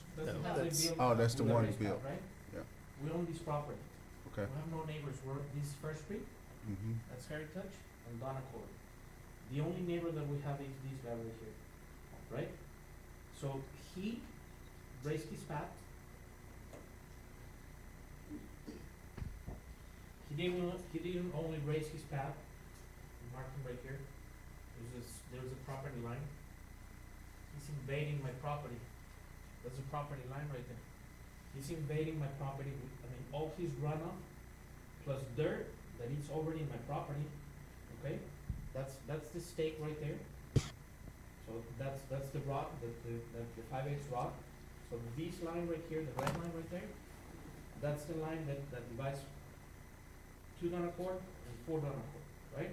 So he's got over 8 feet of dirt on my property, from nothing to probably 4 feet high. Okay, so what happens now? All his runoff goes to my property. My property is always flooded, right? He put his, so it's simple due diligence. If you're a builder this size with $2 million worth of property sold in that same street already, you never do these. You know better. When you're a builder that size, you're not going to do these to your neighboring property, right? So that's one thing. He's already invading my property. I don't want to go through any lawyers. I don't want to sue anybody. I don't want to go after him with these. All I'm looking is to build my house. One thing about that red line, has that been surveyed? Yes. Then Yes. have you talked to him about that? No, Well, let me explain what The the deal is. encroachment he's saying is because of, now you understand all of these properties are deep in the floodplain. They're not slightly in the floodplain, they're deep in the floodplain. That's why they're so high over So there. all those homes had to be raised and I almost question if this is even the right venue tonight to even be discussing this, or it should be the drainage district. All those homes had to be raised. Yes. In order to the 100-year floodplain or whatever the standard is. I can't remember the map now that's being used. They have to be raised. Yes. In order to meet that standard. Part of it's for your insurance purposes and your neighboring insurance purposes as well. And I totally understand that, and I'm not debating that. I know that I will have to raise my house, right? Right. But the reason what's happening right now is he's invading my property with dirt. Okay, so I'm trying to build the house the way they used to build them back in 2019, which is let me see that picture. You probably want to put them on stilts. Columns. That house, that house across the street from Donna, that's on Heritage Lane, that's 54. That was 2019. So that house right there, all his foundation is exposed already. You can see the bottom of his foundation. He's got erosion already because he raised his pad, right? And he's got a narrow lot again, and he's got not much room, to tamper, and so he's basically his raised pad goes in a very steep angle, so that washes off, right? The house, you can see again, the slope and the invasion on our property. I'm not here for that invasion. I'm not here for that. All I'm trying to do is this. So this is 4 Donna Court. I'm on this side. This is 6 Donna Courts. These are 2 houses that he built with raised pads. So all I'm trying to do here is ask you to help me grandfather the way they used to build these houses. Why? One reason. If I'm not grandfathered, I'm gonna have to go first of all, to a lawyer and go after this builder so he can remove all these so I can start building my property. That's one thing. And if you allow me, and if the city council and the mayor allows me to build this way, then I can divert my water to the street and to the back into the ditch. And I'm not going to be affecting anybody because I have no more neighbors. Right? So all I'm asking is to be grandfathered so I can raise my pad and be able to build same as he built his house. That way we can have both a gutter, just like he did in his other houses. We both drain to the back and the front of the property. I don't believe per our drainage standards you can drain north. I think it has to be north to south, which would mean in front of your home, west to east. And I could do that. I mean, without any problem, I could put a catch basin in the back. I mean, with a drain, Sure. and send everything to the front. But I need to raise my path with dirt. I cannot. I did all my plans since I started in 2020, according to what back then they did. So I've spent already so much money and so much time that I'm losing. My budget is already being used for tuition and other things rather Sure. than my building. So I'm upside down already, trying to build this house. I mean, I should have been done with this house and moved on. I'm not trying to build 500 homes right now, yet, but I'm trying to build one house right now. That's Sure. all I'm trying to do. Mr. Pruitt, are we able to override the drainage district's jurisdiction here? They have jurisdiction over that, but you and your code of ordinances have flood mitigation requirements, and I'm guessing, I'm not sure what you said, but that if you were denied something by Ardura, my guess is it's because their hands are tied as well, because your code requires that, I think before permits issued, you have to show that there's no effect at all on the, I think that, and I can't remember the exact term that's used in the code, but it's something like, there is like not even a foot or anything affected in the entire, flood system of the city. And so you have to provide proof of that. And so the same thing, I think you mentioned mitigation. And so a lot of times that's what Google requires to approve of some kind of mitigation with that. And the problem with these, we try to do mitigation. I had to hire an engineer. We try to do mitigation, but my lot is narrow. You saw my lot already on the plat.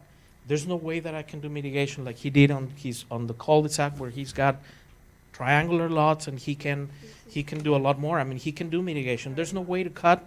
My engineer said basically I can't do anything, Javier. He said I can't balance these. They're telling you to balance, but balance the field. But how am I going to balance in a lot that is 50 feet wide by 100? I cannot cut any more dirt from anywhere.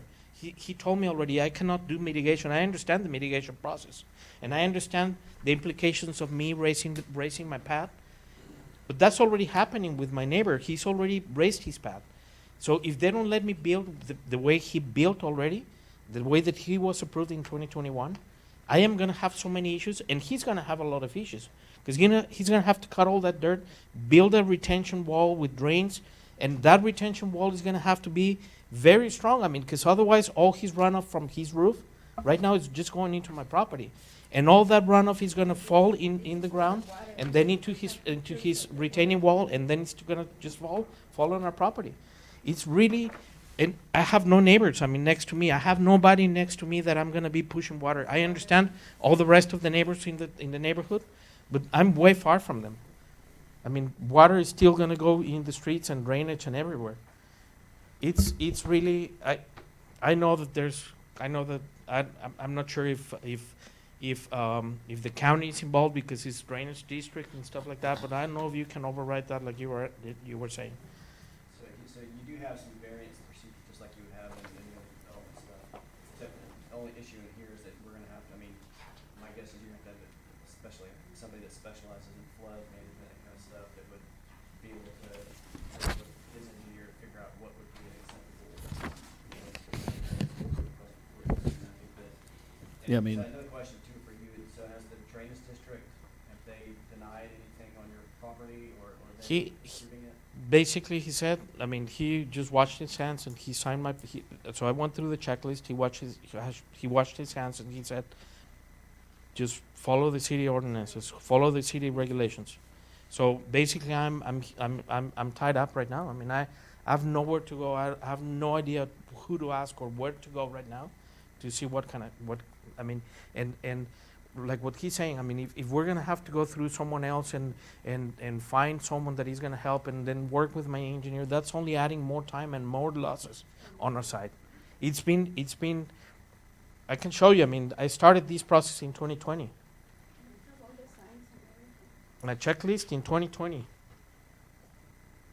Well, After I mean, going- the drainage signed off on the same. 2020, he Yeah. signed it off without any notations, right? But then I went through my engineering, my architectural plans and everything. In 2021, that's when he made that note, I mean, saying, follow whatever the city is telling you to do. That's when Gonda Corporation and Ardura Corporation started with all these, and they are the ones that are denying me, basically.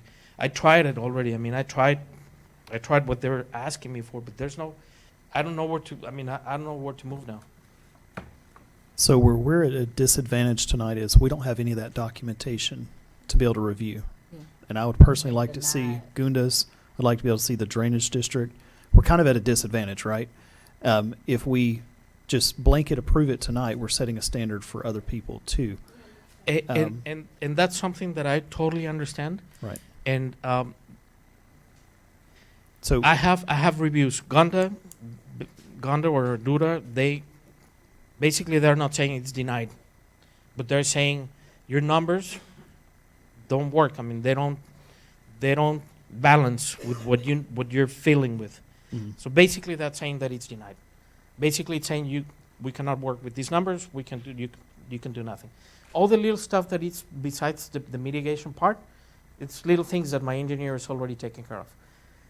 I sent emails, and you probably saw those emails. I've been sending emails since I talked to my engineer, since December or November last year. I sent engineers. Ardura hasn't talked to me at all until yesterday. Yesterday is the first day that I heard from them. When they sent me all the reviews that I already had, they resent them to me. They probably knew that I was coming here today, and they said, "Oh, let's send something to him." This is the first time that I hear from them since last year. And I was trying to explain to them, all I wanted is, and I've been here at the city plenty times, trying to talk to them to see, I mean, asking for them coming here, hey, is Krishna here? Where can I see her? When can I see her? What can I do? Just to tell her, there's no way that I can mitigate. I have nowhere to go. Now I can show you when I started the process, I can show you their comments. The comments are really simple things. These are things that my engineer can take care of in 3 hours worth of work in his computer. The mitigation part is the part that we're not going to be able to get to because I have a very narrow lot. Now, on my west side, I have plenty of room because I have basically I have my setback at 9. That was the variance on that side. Plus I have maybe another 15 feet. So there's plenty of room to tamper that without any issues. On the east side, that's where I have the issues with this neighbor because he was approved to build that way.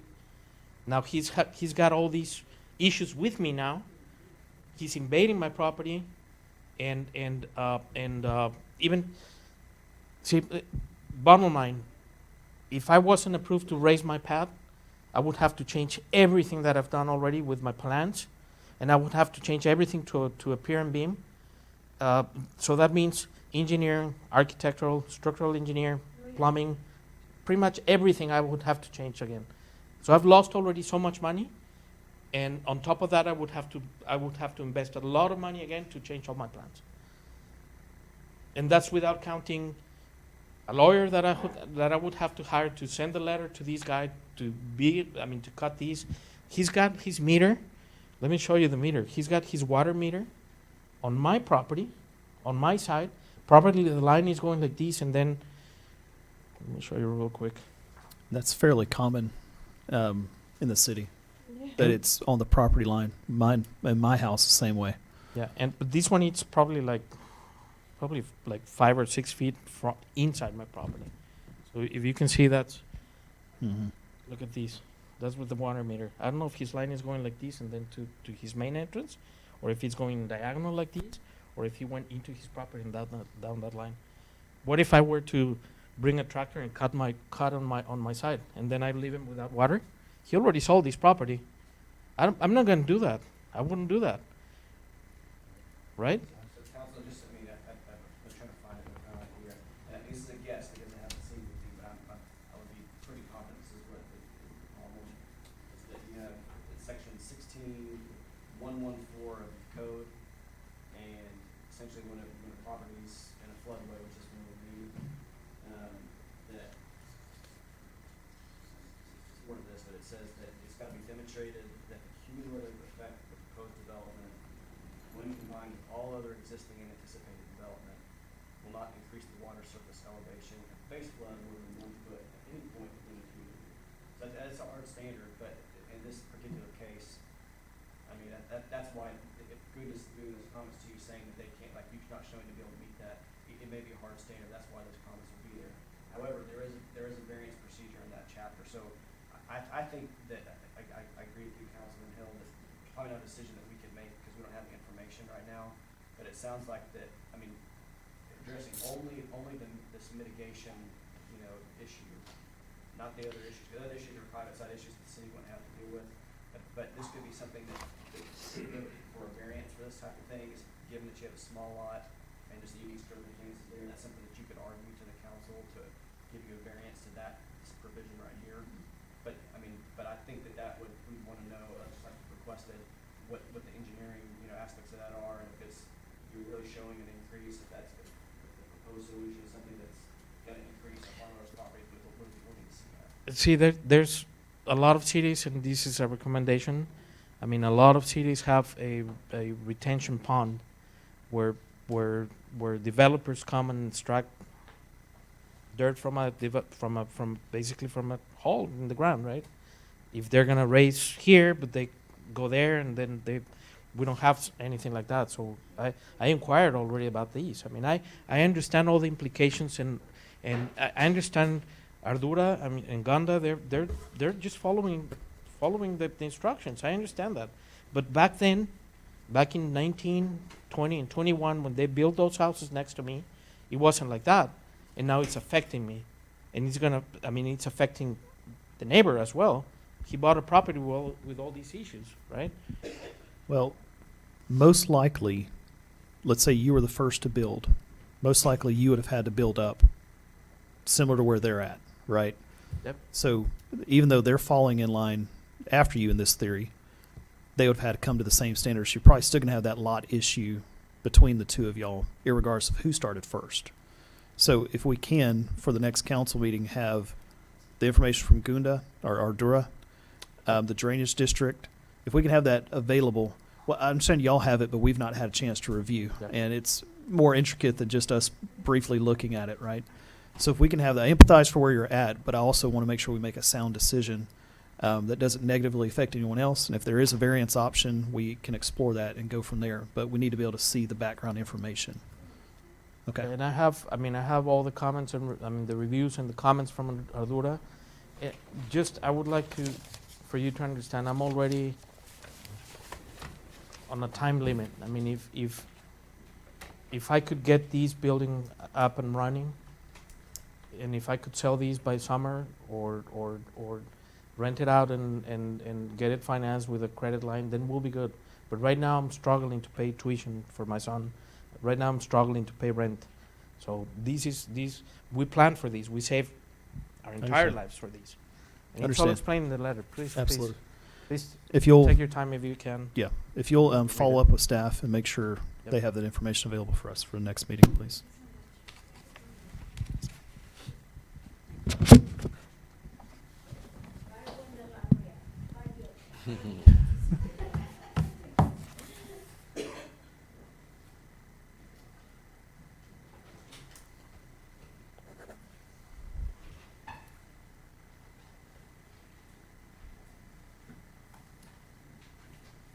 Okay, item number 15, we're gonna table until the next, council meeting. New item 17. Hmm? On 17. 17, no, 17. I know, but I was just writing down for this, Okay. this one. So, should I follow up with Ms. Barnes or? Yep, please do. Okay, then we're ready for, Me too. Me too, Uh, sir. Me too. agenda item number 17, discussion and possible action regarding ordinance number 23-707-15, or ordinance calling a joint municipal election between Waller County and the city of Brookshire on Saturday, May the 6th, 2023, for the election of the mayor, alderman position number 1, and alderman position number 2. Make a motion we approve ordinance number 23-707-15. Second.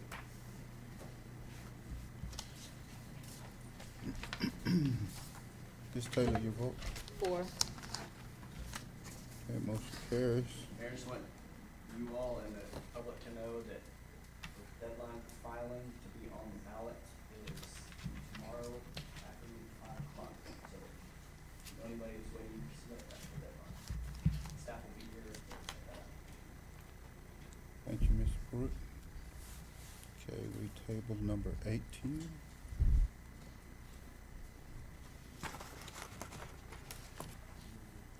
And agenda item number 19. Discussion and possible action regarding resolution number 1424, a resolution approving the final plat, subject to the conditions for the reserves at Brookshire, creating 2 total lots approximately 12.61 acres, generally located northeast of intersection 359 and 12th. The whole council's here. Make a motion we approve resolution 1424. Second.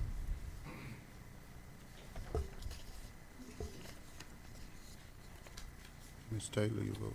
4. Okay. Motion carries. Agenda item number 20, discussion and possible action regarding resolution 1425, a resolution approving the request of Wilfredo Santana for a variance to reduce the side setback requirement by 8 inches on the western property line for a fence for a single-family residence being constructed at 4114 2nd Street. Make a motion we approve resolution 1425. Second.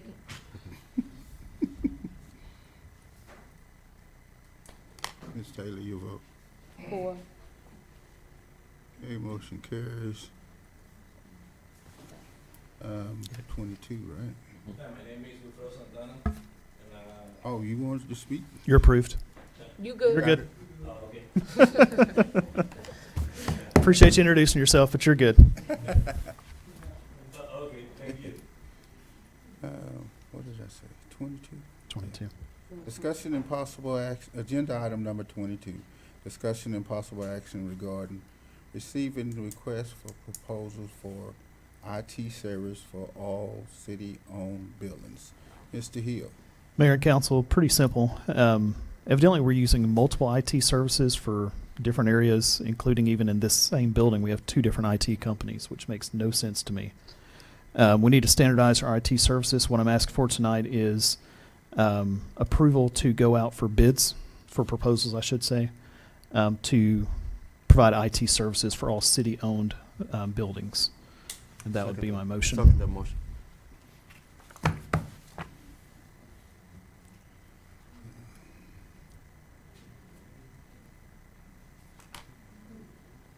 And Ms. Taylor.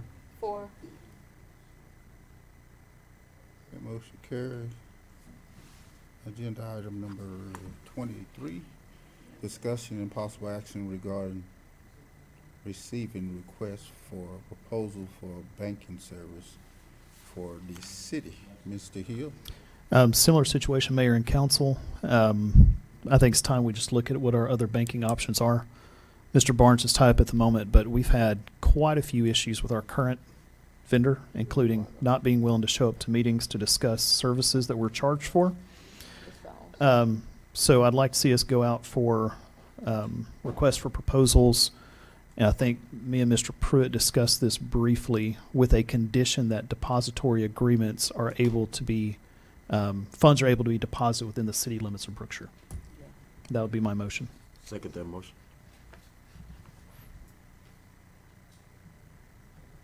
Ms. Taylor, your vote?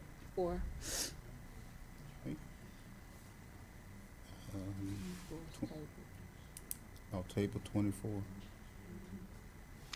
Okay. Agenda item, we're going to skip agenda item 24, table it. Agenda item number 25, discussion and possible action regarding the sale of the 2008 Fire Department booster truck. I think we, No, he's here. what are we gonna do? I know he's here, but What are we proposing? I'm just here for references and questions. If y'all have any questions about the truck, I went to Patterson Area Volunteer Fire Department. That truck was purchased for your grant fund. what's your name, sir? Adam Kent. Thank you, sir.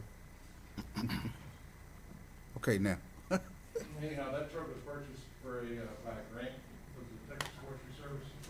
And you've noticed it's been sitting out back. It's got some degradation on it. And would like to see if y'all entertain some kind of purchase or some kind of agreement so we can acquire the truck. Hasn't been started, I know, in a long time. Didn't make the last start. We did go by and take a look at it. And I know there's some, a pump on the back of the truck's probably gonna be rebuilt. Fuel tank on the back of the truck that runs that pump will have to be replaced. Hoses, there's a lot of work that needs to be done, but that truck will be kept here in the community serving it still, if we acquire it and have it in our department. We can do that. How will it be, at the next meeting, we can have a resolution that just outlines the terms of the sale. Okay. So if anybody staff wants to work with him or whoever to get that worked out, we can get that papered up. Okay. I move that we allow staff and Olson to draw up a resolution regarding the sale of this apparatus. Second. You gotta speed up. I was writing when you were talking. Ms. Taylor, your vote. 4. Motion carries. Thank you, sir. And agenda item number 26, future agenda items. We'll start with you, Mr. Stamps. I don't have any, sir.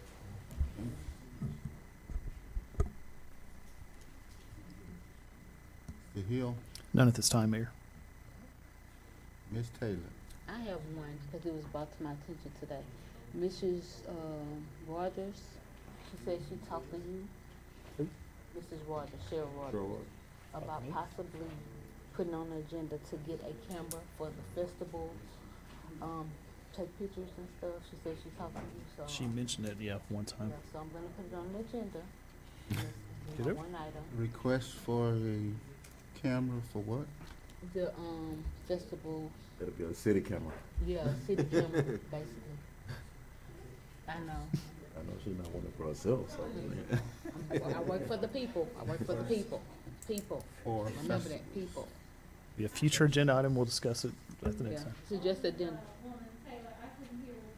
Oh, Miss Cheryl Rogers, she wanted me to add on the agenda to possibly, I guess, getting a camera for the city festivals to take pictures. So we're just gonna add it to the agenda. So for the committee, so.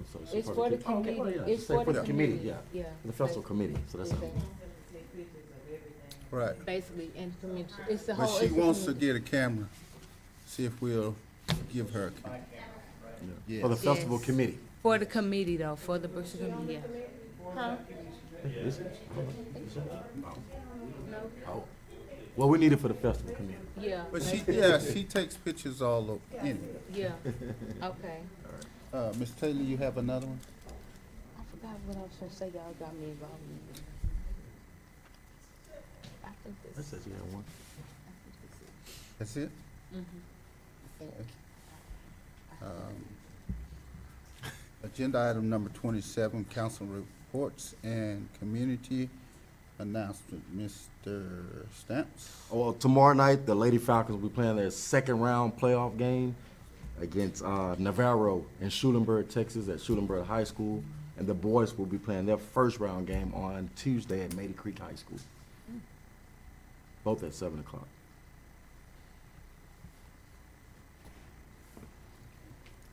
Any more, sir? That's all I have. Mr. Hill? The EDC will be hosting their quarterly business retention and expansion event next Thursday from 5:30 to 7. This is open to all local businesses. This kind of replaces the previous $40,000 a year Christmas party that the EDC did. Thankfully, we have some sponsors that are fully paying for this event. So again, we'd like to invite any local businesses out to that. There will be food. You're invited as council. That's why we're making this announcement. That's all I have for today. That's it? Ms. Taylor? None at this time here. Oh, y'all. I do believe there's a Black History program next Saturday, correct? I don't know. Oh, Saw- no, not involved. Who putting that Not on? involved. I saw a flyer online that there's a Black History right. program Woods, that's at the hangar not a city event. next Saturday. Okay. Mm-hmm. Okay. Not involved. Being honest. The next item is agenda number 28, which is the executive session. The city council will meet in a closed session pursuant to Title 5, Chapter 551 of the Texas Government Code for the purpose of not ask y'all to clear the room for now, and we'll call you back when we're done. Right? Suck that water. Trying to hold it in. Trying to hold it for the long 19.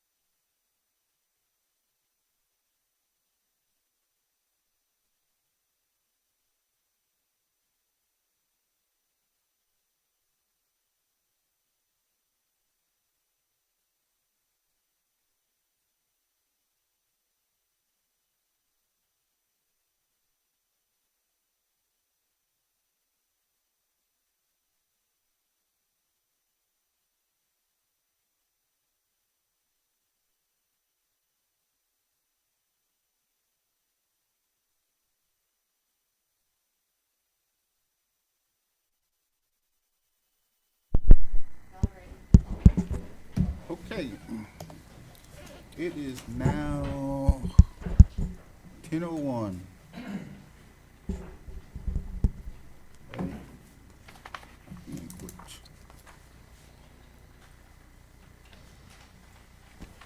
Okay, let's move on to agenda item number 29.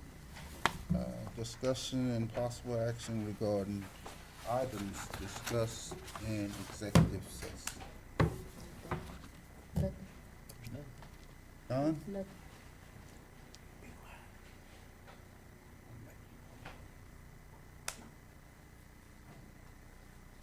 I'm sorry, I just checked.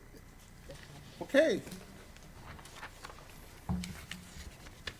Agenda item number 30. Make a motion, we adjourn. second. Aye. Aye.